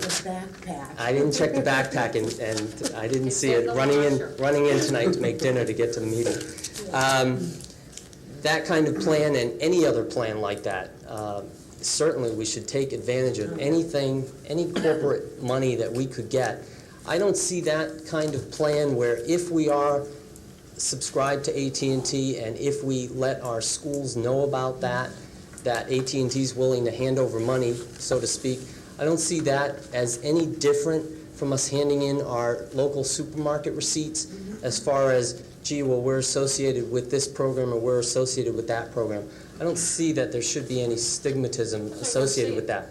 Yeah, so let's look at that. And I think that brings up a point in general, in that if there are a number of fund sources like this out there, why not think about getting a grant writer or someone in the finance area to keep their ear to the grindstone to find out what monies are available. You've probably heard these things before. I know. we just had this We keep discussion. bringing these kinds of things up. A couple of hours ago. We just had this discussion. Okay. And I think that would be very good. The things that, we've talked about in the past, you mentioned, you just talked about it again recently, the idea of opening up the libraries. Well, I hate to harp on this, but in 1995 Strategic Technology Plan, part of that plan was once we invest in technology, how do we open these things up for the community? That discussion was in that plan too. So it's things we've been thinking about for a long time. Let's see if we can move forward with it. Certainly there's resource costs involved with that, depending on how long we keep the buildings open and the libraries and people to oversee what's going on the computers. But it's certainly good ideas. Let's move forward with the middle schools. It certainly will get that particular item off our plate and free up our technology people to start planning for our elementary schools next year. Thank you. Thank you. Anybody else, Madam please? President, I'd just like to clarify something. The presentation made by the GE company, the $100,000 was not for 3 years of computers. That was just a fictitious figure that she was working with. It was an example. $100,000 figure was Plus the fact you also had to consider in there that if the $100,000, if you decided you wanted training and staff development or you wanted support, that came out of that $100,000 figure. That just wasn't everything, the whole ball Okay, of so wax. that presentation, the numbers were X numbers, not real numbers. They were X numbers, not real numbers. Yeah. No, they were examples. There were thin air numbers, just Right, for exactly. illustration purposes. I just want the community to understand that, because Mr. Right. Gordon said we were going to get 3 years of computers for $100,000, and that was not the case. Okay, and Ms. Magel, this is the very reason, one of the very reasons why we decided not to hand out documents, because we didn't want them to be misleading, and when other board members hadn't had a chance to see what was going on. That's exactly the reason why, we don't want those numbers to go out. Because they were estimates, they were just a model. That's right. That was just a model. And one other point that Mr. Gordon mentioned about opening the libraries for community use, that was something the board discussed last year at length. And the concern was that we were buying computers for the teachers, the instructors, and the students. That was our primary responsibility. And there was a concern about having security factors if the community came in at night to use these computers, and we didn't have someone there to monitor how they were being used. All of a sudden, the kids show up the next day, and we got 3 or 4 new computers that are broken, and nobody knows how it happened. Right. Well, I see where you're going with it, Pat. That's I right. appreciate you making me come up with another policy for That's use of right. computers. I see where that's going. No, I do. I agree with you. That was the issue. We're talking about getting computers to the kids, and that's fine. This But was if used you- for our kids after school. That's This fine, wasn't. but in the long-range plan, it was for community use. Right. And if somebody's Community in at large. business, my thinking is, if you're going to run a Yeah. business and you need a computer, you go out and buy one. The school district doesn't want to buy one for you to run your business. Just a point again on that GE Capital presentation. The presentation, if I'm correct, was, yes, they were using example numbers and so on. And if we chose to finance, and the number was $100,000 or $300,000 in year one, and pay $100,000 per year, that gave us the choice of spending on anything minimum 51% compact computers. We did not have to include in that cost training or other costs Yes. that you otherwise wouldn't get to roll over. So the money we spent could be pure computer money that we chose to finance. That was a question I asked her, Mr. Gordon, and she said, you can break this $100,000 down any way you want. Right, so we could leave it as 100% computers. Folks, wait a minute. We're going around and around and around, and I'm sorry. we have different sides here. What'll happen is this. We'll just leave it. This is going to be a recommendation. It's going to come forward again anyway. And it'll We'll be get the clarified details. then. It'll be a part of that meeting on the 18th. Absolutely. This I'll isn't let gonna go Carol- away. We're all, basically, we're all on the same page. I think Carol does have something she wants to clarify before it gets left rolling around for the next week or two. The committee meetings are really productive. In some cases, we learned that we want to move ahead with something, and yet the committee doesn't make that full authorization. So a legal issue came up at the technology committee meeting last week. And when we said we need to do electrical assessment on the 11 buildings so that we can get you at least a cost to upgrade those electrical, it was determined that the committee really can't authorize professional services, that it really has to come through the full board. Right. And I was planning to do that for next Thursday night. But Vicky's point just now was that, well, are we going to delay the process of getting that electrical quotation because of the bureaucracy of getting things approved? And she suggested that we get a consensus tonight. If there is consensus. If there is consensus, to go ahead. And there was a firm that Art, I don't remember the name, suggested, who is intimately familiar with our facilities, has done a lot of the electrical work. Go ahead and let them do the study of the 11 buildings. We've got an upset fee quoted to us of $10,000 for that professional service. And the concern that was being expressed to us was, if we wait till next Thursday to do the authorization and then you start the electrical study, you won't have the results by April 7th. Or there could be more questions at Thursdays, which sets you back Okay, to well, having a it's special a meeting. simple one. The consensus are there, and it isn't. Around here? I just like to see something in writing from that gentleman as to what the fee's going to be. I have no problem putting it on the work, the action meeting for next week, but I want something in writing and a concrete number. We have the hourly rates, I just don't have them with me. Well, I thought. Okay, we don't have any more. It's going to be a time and, of course, reimbursables, which are not that much, but the advantage is Byro Associates. Byron? That did the design for Montgomery, Bridal, Walton, the high school, and is doing the design at Knapp. And my approach to that, I put Deb in contact with our engineer person, Bill Clark. And he mentioned that he had done Pennsbury, which is a comparable sized district. He mentioned all the districts that they did.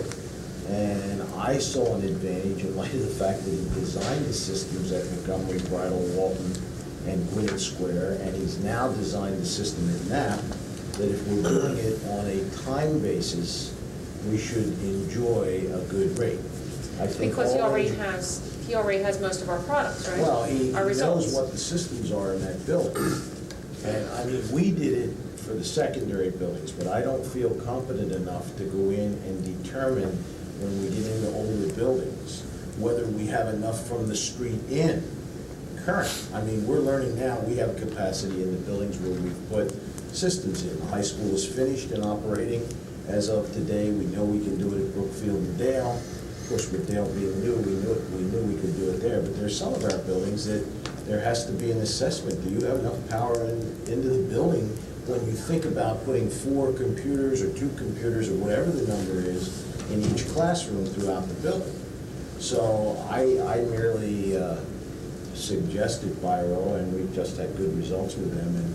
And they're not, in my opinion, they will not take advantage of us on an hourly rate, and that's the way I would recommend it. They have to come on site, they have to do an assessment on site, they have to contact PECO, Lansdale Borough Electric, and PP&L. They have to determine all the things that exist, but the important thing they're going to give us is a dollar amount to upgrade each facility as it's needed, and that's wiring into classrooms as well as having an adequate power source at a central They location. won't duplicate work that they have already done, is that correct? They won't. And also, are they willing to pick up on work that you have already done in-house? Well, Check through it and they go will on from there? actually, to speed the process, our 2 registered electricians who know the buildings better than Anybody. would meet with their engineer when they're visiting a particular site and speed that process, which reduces the amount the clock runs for the engineer. I would like the motion to read next week, then, since it's going to be an hourly rate and you can't pin it down to a figure, that the fee not exceed $10,000. We have to put some kind of a. Well, you're but saying again, it we would have a be- bid problem, don't we? Not on professional No. services. Okay. But you said it shouldn't be any more than 10,000. No. You mean to tell me that we can't get anything in our packets by this Friday to advise the board or give us background information on this? You just said you had the hourly rate, you just didn't bring it. Right. Yeah, we can, yes, we can. We'll send it out on Friday. Is there consensus that we call this vendor and get them started working with arts people to do the assessment? She's asking, are you willing to commit to them right now tonight? Providing the motion reads, as I As long said, as they next week when we understand. ratify it, that the fee will not, it'll be an hourly rate, it'll be not exceed $10,000. I'm not giving anybody an open checkbook. I have to ask a question if you don't mind. Is it okay? Can I do that now? Can I ask? Let's get around here. Mr. O'Donnell, yes. First, I'd like to see the hourly rate. Second, I would like, I don't want it open-ended either. And I would also like somebody to walk around and verify the hours. Somebody verify the hours, that would be arts department. You know, it walks around? You're charging Actually, more we can payroll. do that on site, but then they have the report writing and the preparation back at the office. Which they I mean, charge. I think we just have to, we have to recognize we're dealing with a professional, we're dealing with a professional that we've dealt with before, and they're kind of an impeccable firm as far as trust is concerned. They've done in-ground field tanks, they've done everything imaginable. You just have to understand, I'm an accountant. I understand. And when I hear you, I just want to see the dollar. I don't want it open-ended like We should have many things I've seen in the documentation. past. We start out at 50 and it winds up at 90. We should have That's documentation. all I'm saying. They Thank will you. document their hours for us. I think the important thing in keeping with what Mrs. Scher said is to get a block of time and get on their schedule. And if it doesn't pass, they take us off their schedule. Mr. Shapinsky, Mr. Thank you. Hill, were we? Yes, go. Yeah, I'm fine with it. Art's recommendation's solid, and as long as they take the considerations of Pat and Frank throughout, I'm fine. Fine. Mr. Allen? Yes? Yes. No? Sure. The only, Art, I guess it would probably be you. I'm wondering why PP&L and PICO, along with Adelphia, wouldn't be one of our considerations for actually free analysis on electrical work. I know of other districts that had their electrical needs assessment come without charges. Adelphia? That has not been. A combination between that and their cable That has not been my work. experience. Pico. Every district that I've talked to, and I know Deb coming from her other district used an engineering firm, isn't that correct? Yeah, they can. I mean, Pico's not out there, it's all I can do to get Pico to return. About phone tower. call about the electric bill, let alone have them come in and do an engineering study. Well, it's not They know we're in love with PG&E. I've heard of Bell Telephone, also an Yeah, association with electrical needs for school districts. I know I've asked Pat, he hasn't been able to get back to me. We had met someone that's very much involved with our community school to work program. And we know we're gonna get a good product. I can't discourage that, I would certainly encourage it. Ladies, have you But have it you hasn't researched? been my colleagues, I've have an talked to answer? districts Yes. around Thank you. us, Wish I had and one. they've all used their engineering But, firm. but I'd like to check with Baladelphia, see if there's any community partnership opportunities for us on this. And I did ask Carol I did suggest that she may want to bring this forward, at least if there's questions here that need to be answered before the next meeting. We're not starting from square one after next Thursday. I personally have real problems with single sourcing things out. We've been burned a few times recently.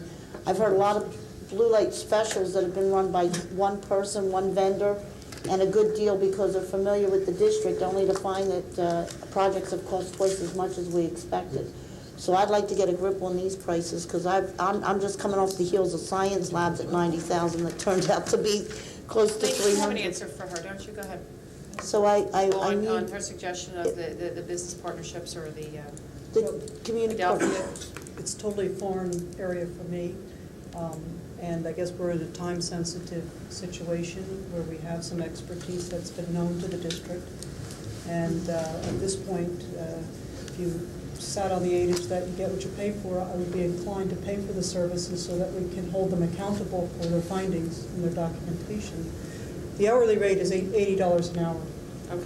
Yeah, I just, Well, Carol, if they're wrong, what are we going to do? Ask them for some of the money that if the needs assessment turns out to be missing the mark on costs or whatever?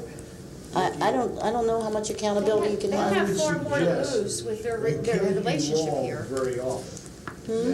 I would suggest you can't be wrong very often. The people that designed the HVAC system in this building, they were wrong. We haven't used them since. And I guess you know, what I'm saying is, you do good work, that's why you have such a reputation. No, my point is that the people that I would think are going to the Bell, Adelphia, or Pico, these people are experts at what we're asking. You know, we're not looking for amateurs out there volunteering their time, and just simply because they may not be charging a bill to the district doesn't mean that they're not professionals within the field. My thing is, if that's $10,000 saved, that's $10,000 towards the technology itself, if that availability is there. Now that we have a consensus to go ahead with this, we just have deliberative. My only suggestion was I think that the additional question should be answered, and then we can move forward Thursday with this. If we make the commitment now, the vote's already... Mrs. Klein, would you please research whether or not there is such an option? That they come in and do free assessment? I think Art would be more appropriate. Okay, Art, thank you. We don't have any relations with Pico and all. He is too. Okay, Art, see if there is such a program where they come in and do that kind of assessment. I pick up here that time is of essence, and you're trying to cut down on the learning curve of somebody coming in that does not know our bill. Okay, folks, we're going to switch the tape now. I know these young folks are going to be switching the tape in about 5 minutes, and then we're moving on to board bond refinancing proposal. Bob, bring it in. All right, Dr. Bose. We want to consider a proposal at this time for possible board action at a later date to refinance some of our bonds and realize the savings that might provide us. At this point, I think it's appropriate for Debbie to speak to that issue and to introduce our guest. Thank you. The Finance Committee held 2 monthly meetings that discussed refinancing. The first proposal that was put forward to the Finance Committee resulted in a number of questions which we were unable to answer. So we revisited the question the second month, trying to answer the questions the committee had from the prior month, at which point we came forward with a proposal dated February 25th, 1998, to the Finance Committee. They've reviewed it. They've narrowed it down to 2 options that they would have asked that the full board hear. And tonight, Mr. Bradbury is going to walk us through this report and explain what the options are. Mr. Bradbury? I believe all the board members have in front of them a financing report which was presented to the Finance Committee. What it outlines, and if you would go to page 1 of the report, it outlines the bond issues that are to be refunded. What we're suggesting is that on page 1, you have a $2 million bond issue, the series of 1990.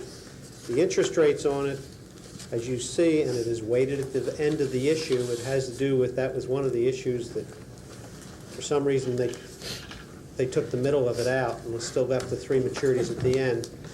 The interest rate on those bonds, the $2 million, is 7.1%. The bond issue is callable, and what we're suggesting is that on June 1, and again, that is a date that we picked, is not a date that is cast in stone and something that can be moved further out. But on June 1 of 1998, the amount to refund that issue would be $2,049,585.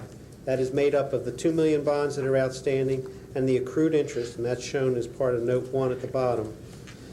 The accrued interest from March 15th to the call date on June 1, and also the premium on those bonds. In other words, there's a 1% premium to call those bonds, but it is worthwhile paying that in order to get that 7.1% interest rate off your books.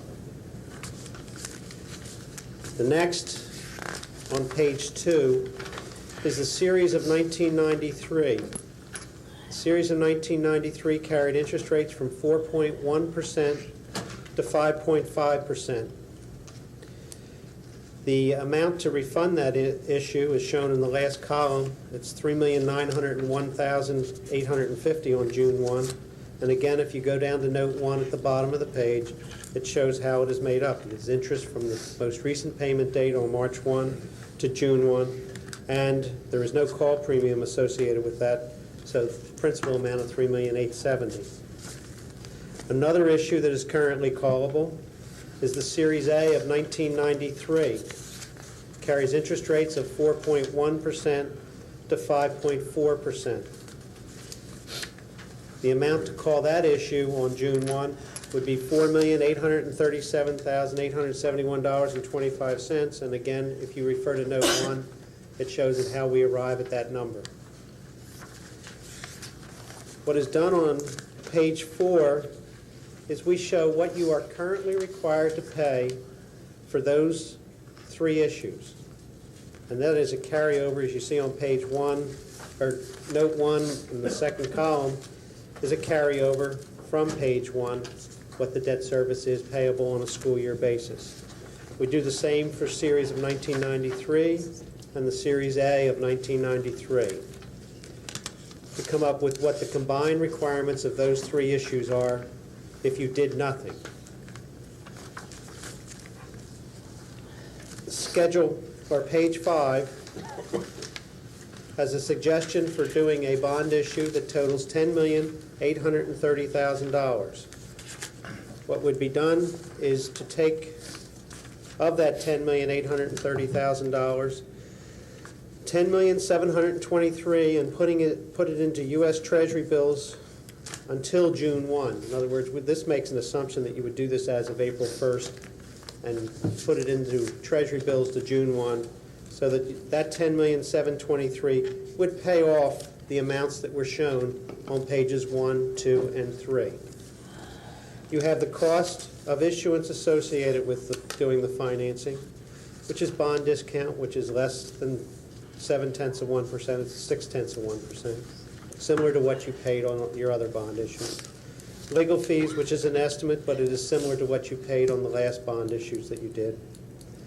The rating fee of $8,400, again an estimate, but you carry a AA rating, and it is necessary to purchase that again from Moody's Investor Service. You have to pay for one every time you do a financing, but it pays for itself by having that rating. The printing, the paying agent, advertising, and a verification which would be required so that you know that what we're telling you when we do this is correct. That would be your accounting firm or some other advisory firm. So that the sources and uses are $10,830,000. If you go to page 6, and this is the reason that it all works, as you see, this is a bond issue of $10,830,000, and these are estimated interest rates. This is not a commitment. In other words, this is an estimated in today's market. I can't say what the market will be 2 months from now, but this is an estimate of the interest rates being from 3.7% to 4.6%. And as you see, if you took the savings in the first year, the savings would be $663,000, and that is net of all the costs. In other words, we built the cost into the bond issue, that $10,830,000. So that is $663,000 that is net savings to the school district. As you can see, when you compare the second to the last column and the third to the last column, we have not extended the issue. We're living within the original terms of the issue. We're not going out any further. We're not shortening it any. So we're living within the terms of the issue. And page 7 gives another alternative that you can look at. It shows this same size bond issue, same interest rates. The only difference is that we are structuring the debt service differently and that you're taking the savings on an annual basis of approximately $70,000 a year. The savings over the life of the issue is $829,000.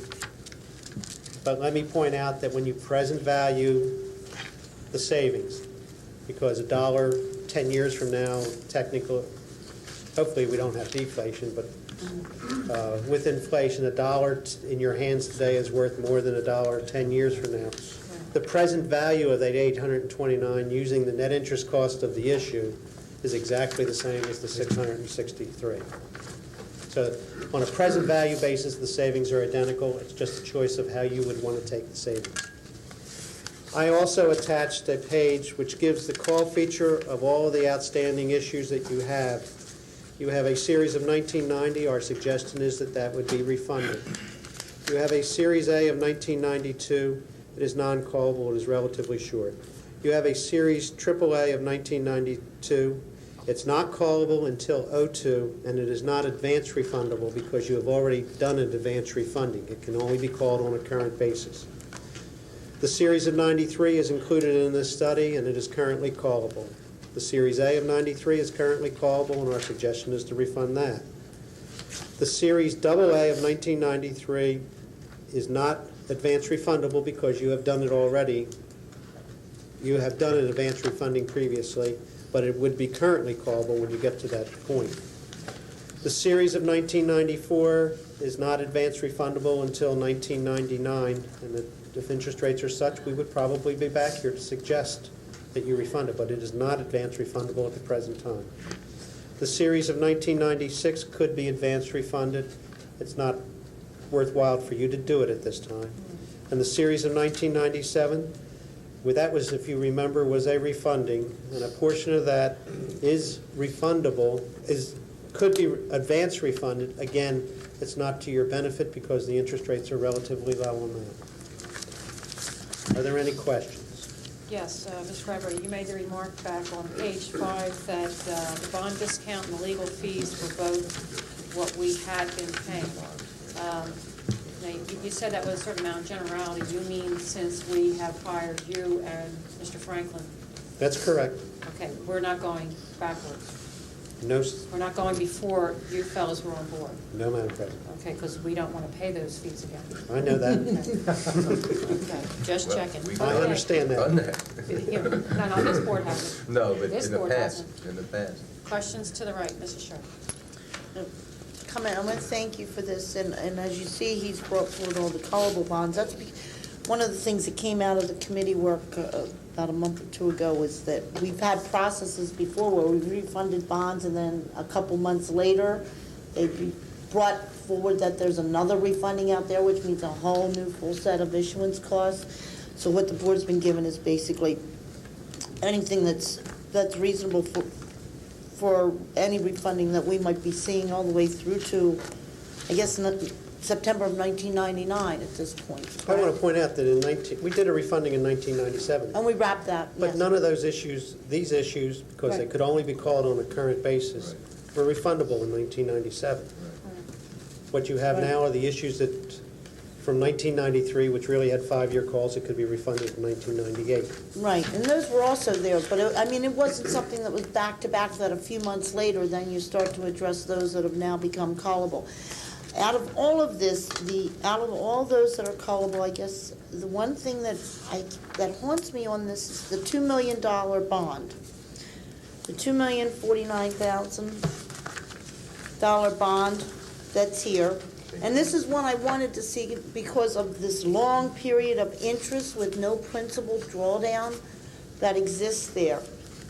And I'd just like to say, in advising the district on its financial management issues, if we were of the position to take a bond and take a few $1 million from the Keenest Road sale, the Keenest Road project sale, which was financed through debt and bond money, and if the board was of the mind to use a portion of that money to pay down the bond, pay off part of our outstanding debt,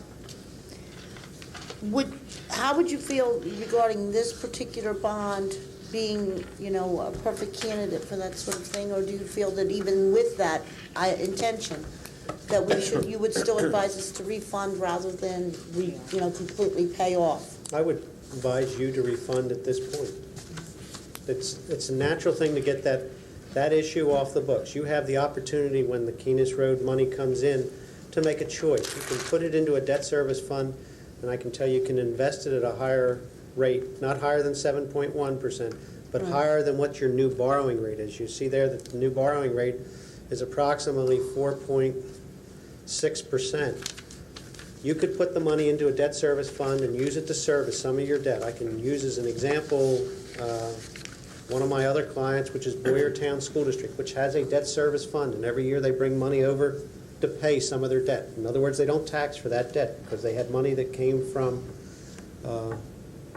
a windfall that they had from another area, not a sale of a property, but a windfall that came into the district. They put it away, and it's in U.S. government securities, and every year they pull a part of it back.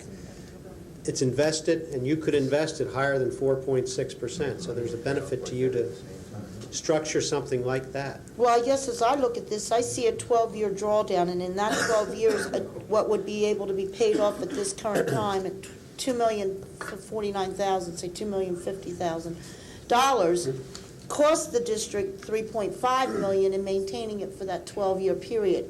And I guess when you talk about $1.5 million, I'd have to see the cost of money in comparison to that interest rate. That 7.1 goes away. That $3.5 million, you're not paying that. You're not paying that anymore. Your new cost of money is not 7.1, but the 4.6. Right. I know that under your refunding, as opposed to though if we were to take this, because once after we've refunded this, it won't be callable anymore, will it? This issue? It'll have a call feature, yes, but what? Well, when will that call feature be available to us? It'd be probably in the area of 5 to 6 years. In 5 to 6 years. No, but Pat, what I'm saying is, once this is refunded, it's no longer an option for this particular $2 million bond to be refunded, correct? To be paid off. No, because you've reissued it at 4.6. Right. You'd have to wait 5 to 6 years for that. But there's nothing to stop you from taking the proceeds of the sale of the Keenest Road project and putting it into a debt service fund, separate of your general fund, and using that to service debt that can be invested. I can tell you that most of your money in your construction fund is invested about 6.5% in U.S. government agencies. That would be what I would suggest. I know, Bob, we've been there. I don't disagree with that idea. I just wondered, though, that I have heard several board members say they really wanted to see us actually bring down the debt, not in a long-term fashion, but they wanted to draw it down. And that's what I was asking as far as paying down the debt. Out of these two programs that he's brought forward, I've thought about weighing the money up against each other, and as he said, it's 6 of one, half dozen of another as you evaluate the cost of money throughout the period of time you're going to get it. However, I still prefer the plan in which we are taking it in a more equal fashion throughout the year. I've tended to see that when there's one-time windfalls, it leads to it often generates like this lack of a lower sense of spending more money, and then you're right back to where you were the following year. I know that we're working very hard in finance to work towards an equilibrium in our budgeting process. And with this one, you're not getting a one-time reduction in your debt service and then having to bounce back up to bring your recurring expenses back in line with the new debt service payment. And I personally have believe in the one that's provided a more stable period of savings, and it's beyond the $829,000 savings comparison to the 662. I just think it helps guard against spiking because of the debt service being reduced temporarily and then having to be brought back up to the full range. So this board might want to consider that factor of it. Bob, your recommendation as a professional to us is which plan? Pick one. I gave one at the finance committee meeting because I said, as in my own school district, as a resident who planned to be there for 15 years, I said, I don't want to give a windfall to someone that might be there 1 year. I'd rather have it savings each and every year. Yeah. That's the way I looked at it as a resident of my own school district. Every district has to look at it as, I said that if you, at the finance committee meeting, I also pointed out that if you have a one-time expenditure, such as computers, or then you take the savings up front. Because that you would make a one-time expenditure that you would make out of your normal general fund. Then you're not getting a spike up the next year. But that is that is a choice that you as board members have to make. The district where I lived didn't have any building program or anything else going on, and I wasn't, to be honest with you, the person that was going to live there for another year or two. I didn't see lowering their taxes, then raising my taxes back up, because I've lived there now for 15 years, and I plan to live there for another 15 years. All right, Mr. Allen. The only reason I would consider doing this is the fact that we're not extending the time period. Right. So No, sir. I'm glad we're not, I mean, I'm against debt in the first place of borrowing, but I'm glad you did it that way, so it makes it very palatable to me. I don't want to put people in debt forever around here. And I'm not prepared to say whether I like Plan 1 or Plan 2 yet. I could probably argue real convincingly to myself to go either way, so I'd like to listen to some other comments. Don't talk to yourself. Yeah, well, that would be so sad. But I answer too, that's what scares me. Take your own advice, we can work. We all talk to ourselves, but I answer. Okay, Mr. Hill. Well, yes. Which one? That's good. Mr. Sherpinski? Mr. Sherpinski. No, let me just say one comment. It's always good to, anytime you can save a buck, and it's laid out very well. I guess I'm more partial to the page 6, the first plan, the savings, the $663,000 up front. Well, this board has a chance to spend that money in the appropriate way. Sure. That's because at his age, he doesn't buy green bananas. Absolutely. 2010. He's happy to be on this side of the Mr. I appreciate the presentation, Bob. It's always nice to see you because you always come here to save us money. Really? And honestly, I've looked at both plans. I was at the finance meeting when Bob made his first presentation. And I can look at it a couple different ways. I hear Vicky's concerns too, that we would like to spread the savings over some years. I just don't like the fact that we're going to wait 12 years to get it all. The second thing is, in the past, I would say that argument might apply because we've had boards that just throw money away. But I don't think anybody in this room will ever claim this board does business the way it used to. So I think we can possibly make a better use of a one-time savings immediately because we have a lot of projects on the table now. And I'm sure that our administration can come up with a zillion ways to spend $600,000.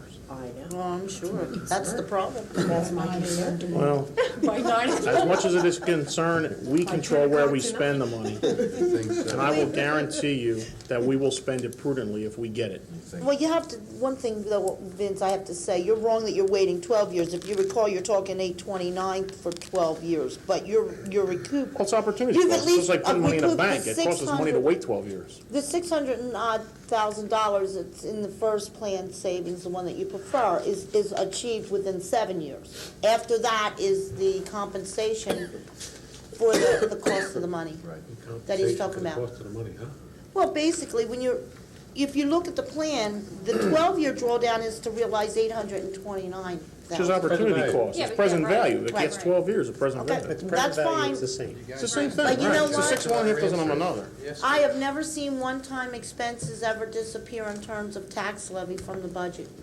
I have never seen us pull out one-time expenses and say this was only for last year and then consider your percentages for next year's increase. We have a lot of special It rolls projects that around. would be that way if we set the policy that way, and we did it that way.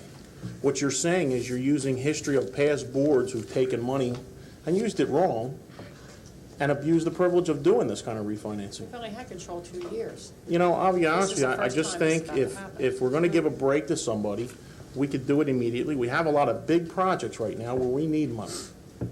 There's always Now, need. maybe, the savings might be $70,000 a year or whatever the policy is, or whatever you're gonna break it down, but political winds change constantly, and the money will be used different ways by future boards. Right now, we have a possibility here to use it for the proper things that we see fit. And I say we take it in the first year. Mr. O'Donnell. Period. Along with that, we have about, I think we saw at a preliminary budget about 4 or 5 major projects. Plus, we have this, how are we going to finance the technology plan? what GE Capital put forth. I agree we should take the one-time hit now. I'm really dismayed that whoever's serving on the board in 1990 should get, quote me, they should get 30 lashes. For None of us. I can't believe that, that's insane. whoever would do this, but that's neither here nor there. When did the taxpayers organization start? 1990. 91? First one for put on? Well, whoever was here, whoever was here determined that we were going to pay for this now. I know, all that. And we are paying for it now. We paid for it for 7 years because we were only paying interest and no principal. Right, it's unbelievable, that bond's I always can't killing believe me. anybody would do that. But in any event, that's neither here nor there, what's done is done. I believe in going forward and put all this money, or what we have to resolve in, I think, our next meeting is technology, finance, and curriculum, all of that together, and how are we gonna fund all these projects? And what projects are we gonna fund? So I'm all for doing it right now. Okay. Thank you. Okay, Sharice? Okay, Mr. Bradbury, on the page 7 breakdown, at the bottom, I see a 319 payment and then nothing until 9110. Is that really supposed to be 9109? Because there's a 3110 payment after 9110, and I think that was just a typo. 3110 after? Is the 9110 date? That's the last maturity. 9110 is the last Payment. maturity. 3110 just happens to be because we're shut.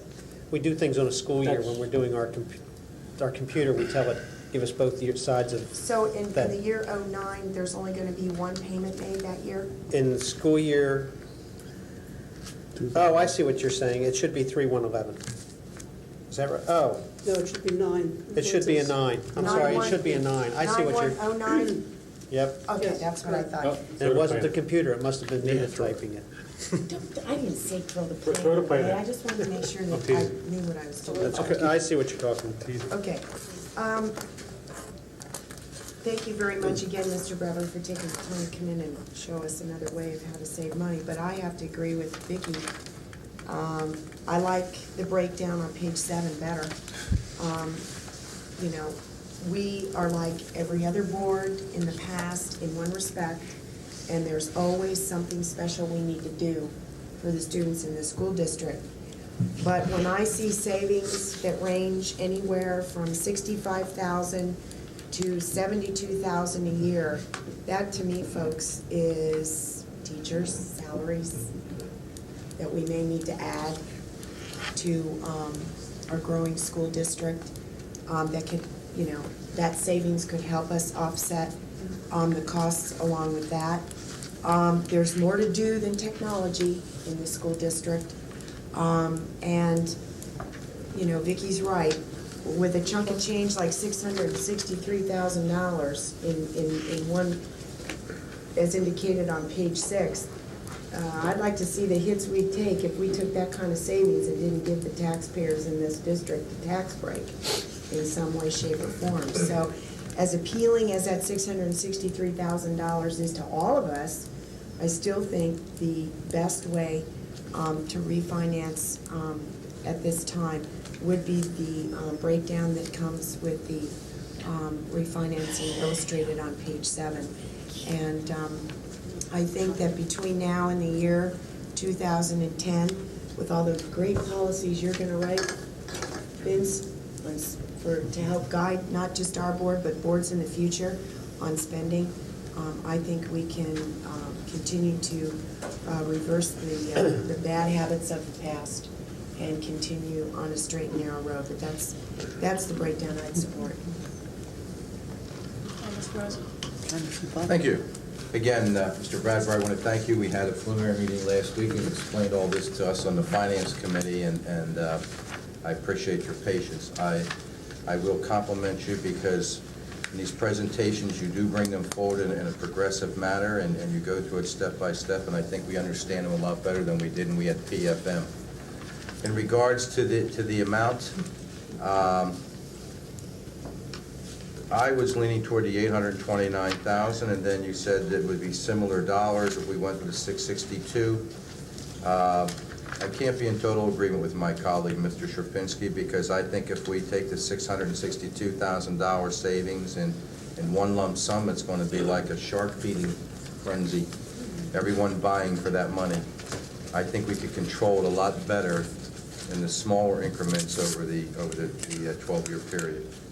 However, we're going to have to make a decision and vote one way or another. I have to give it more thought and more consideration because, and the only thing is, I just think we can control the smaller increments on a yearly basis. If we put $662,000 out there, I can see an awful lot of projects, an awful lot of requests coming forward, some that we may not have even seen before. That's all I have to say, Madam President. Thank you, Bob.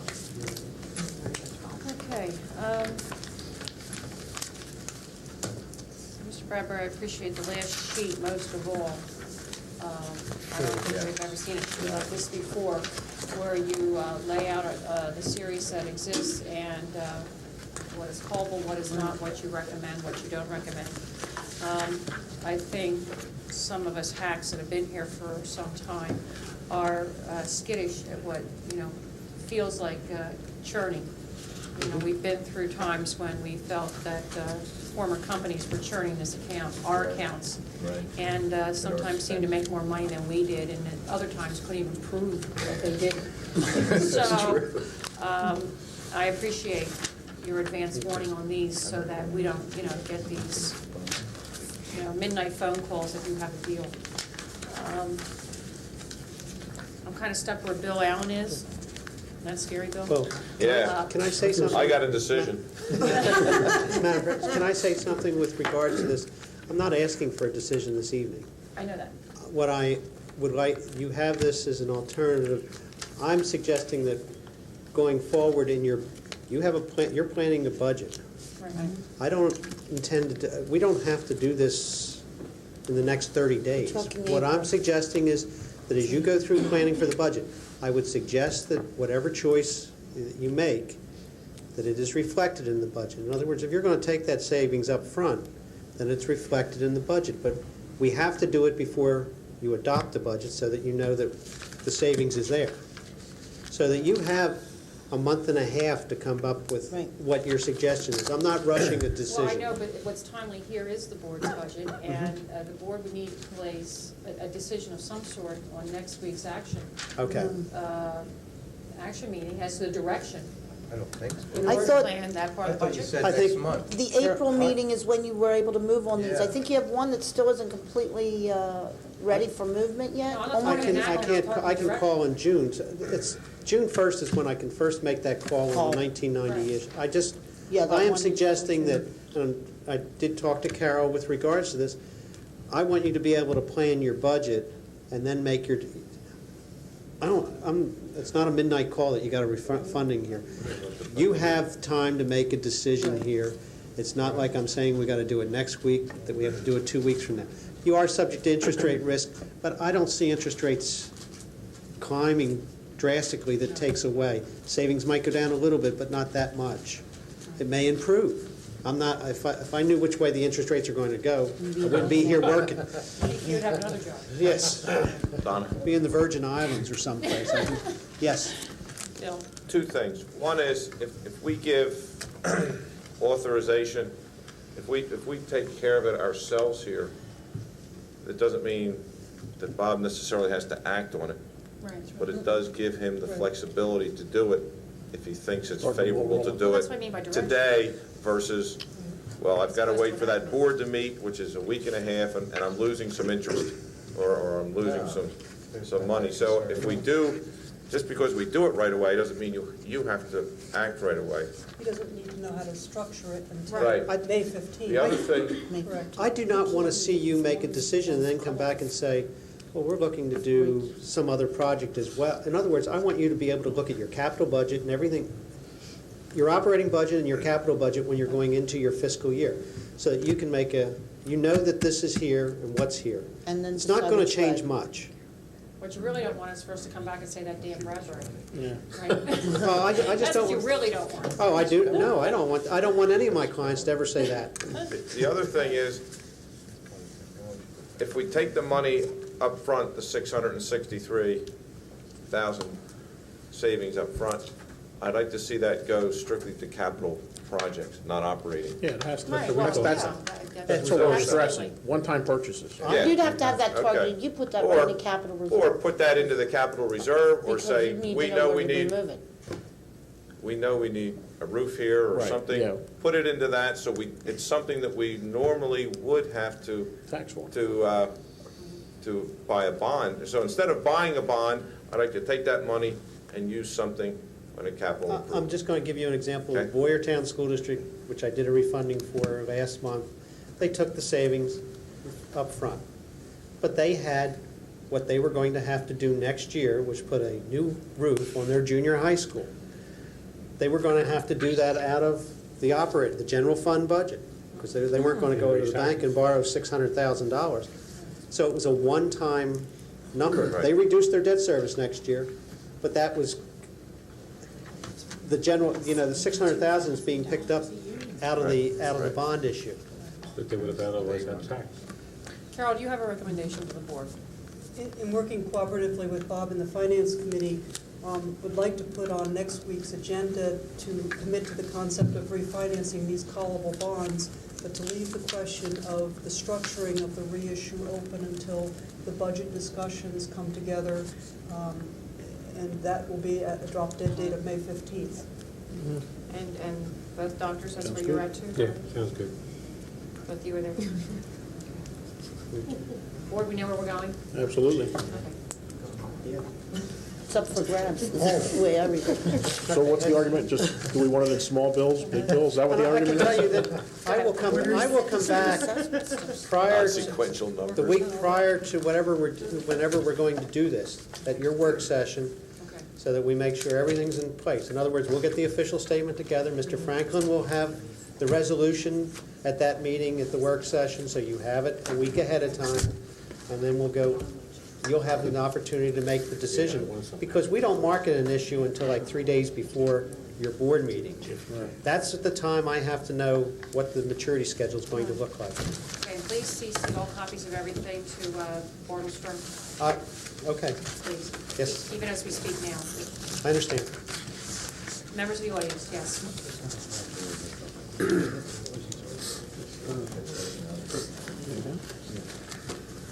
H. Bruce Gordon, Montgomery Township. Very good presentation on the numbers, makes it clear even for us lowly taxpayers. I would like to lend a taxpayer voice behind option on page 6, which says that we do take the money up front, the $663,000. I've got a great place for 10% of it, $60,000 to pay for middle school computers, or to put back into capital funds as needed, and certainly capital projects. The one-time shot, just like some of us, luckily me this year, getting refunds of money. Ooh, now I've got some money I can use for this wish list item. Certainly we want to keep in mind that any projects that you do think about is saying, ooh, without having everybody come up to the trough and say, ooh, give me a piece of this $600,000. We certainly want to make sure that there's not ongoing hidden costs here.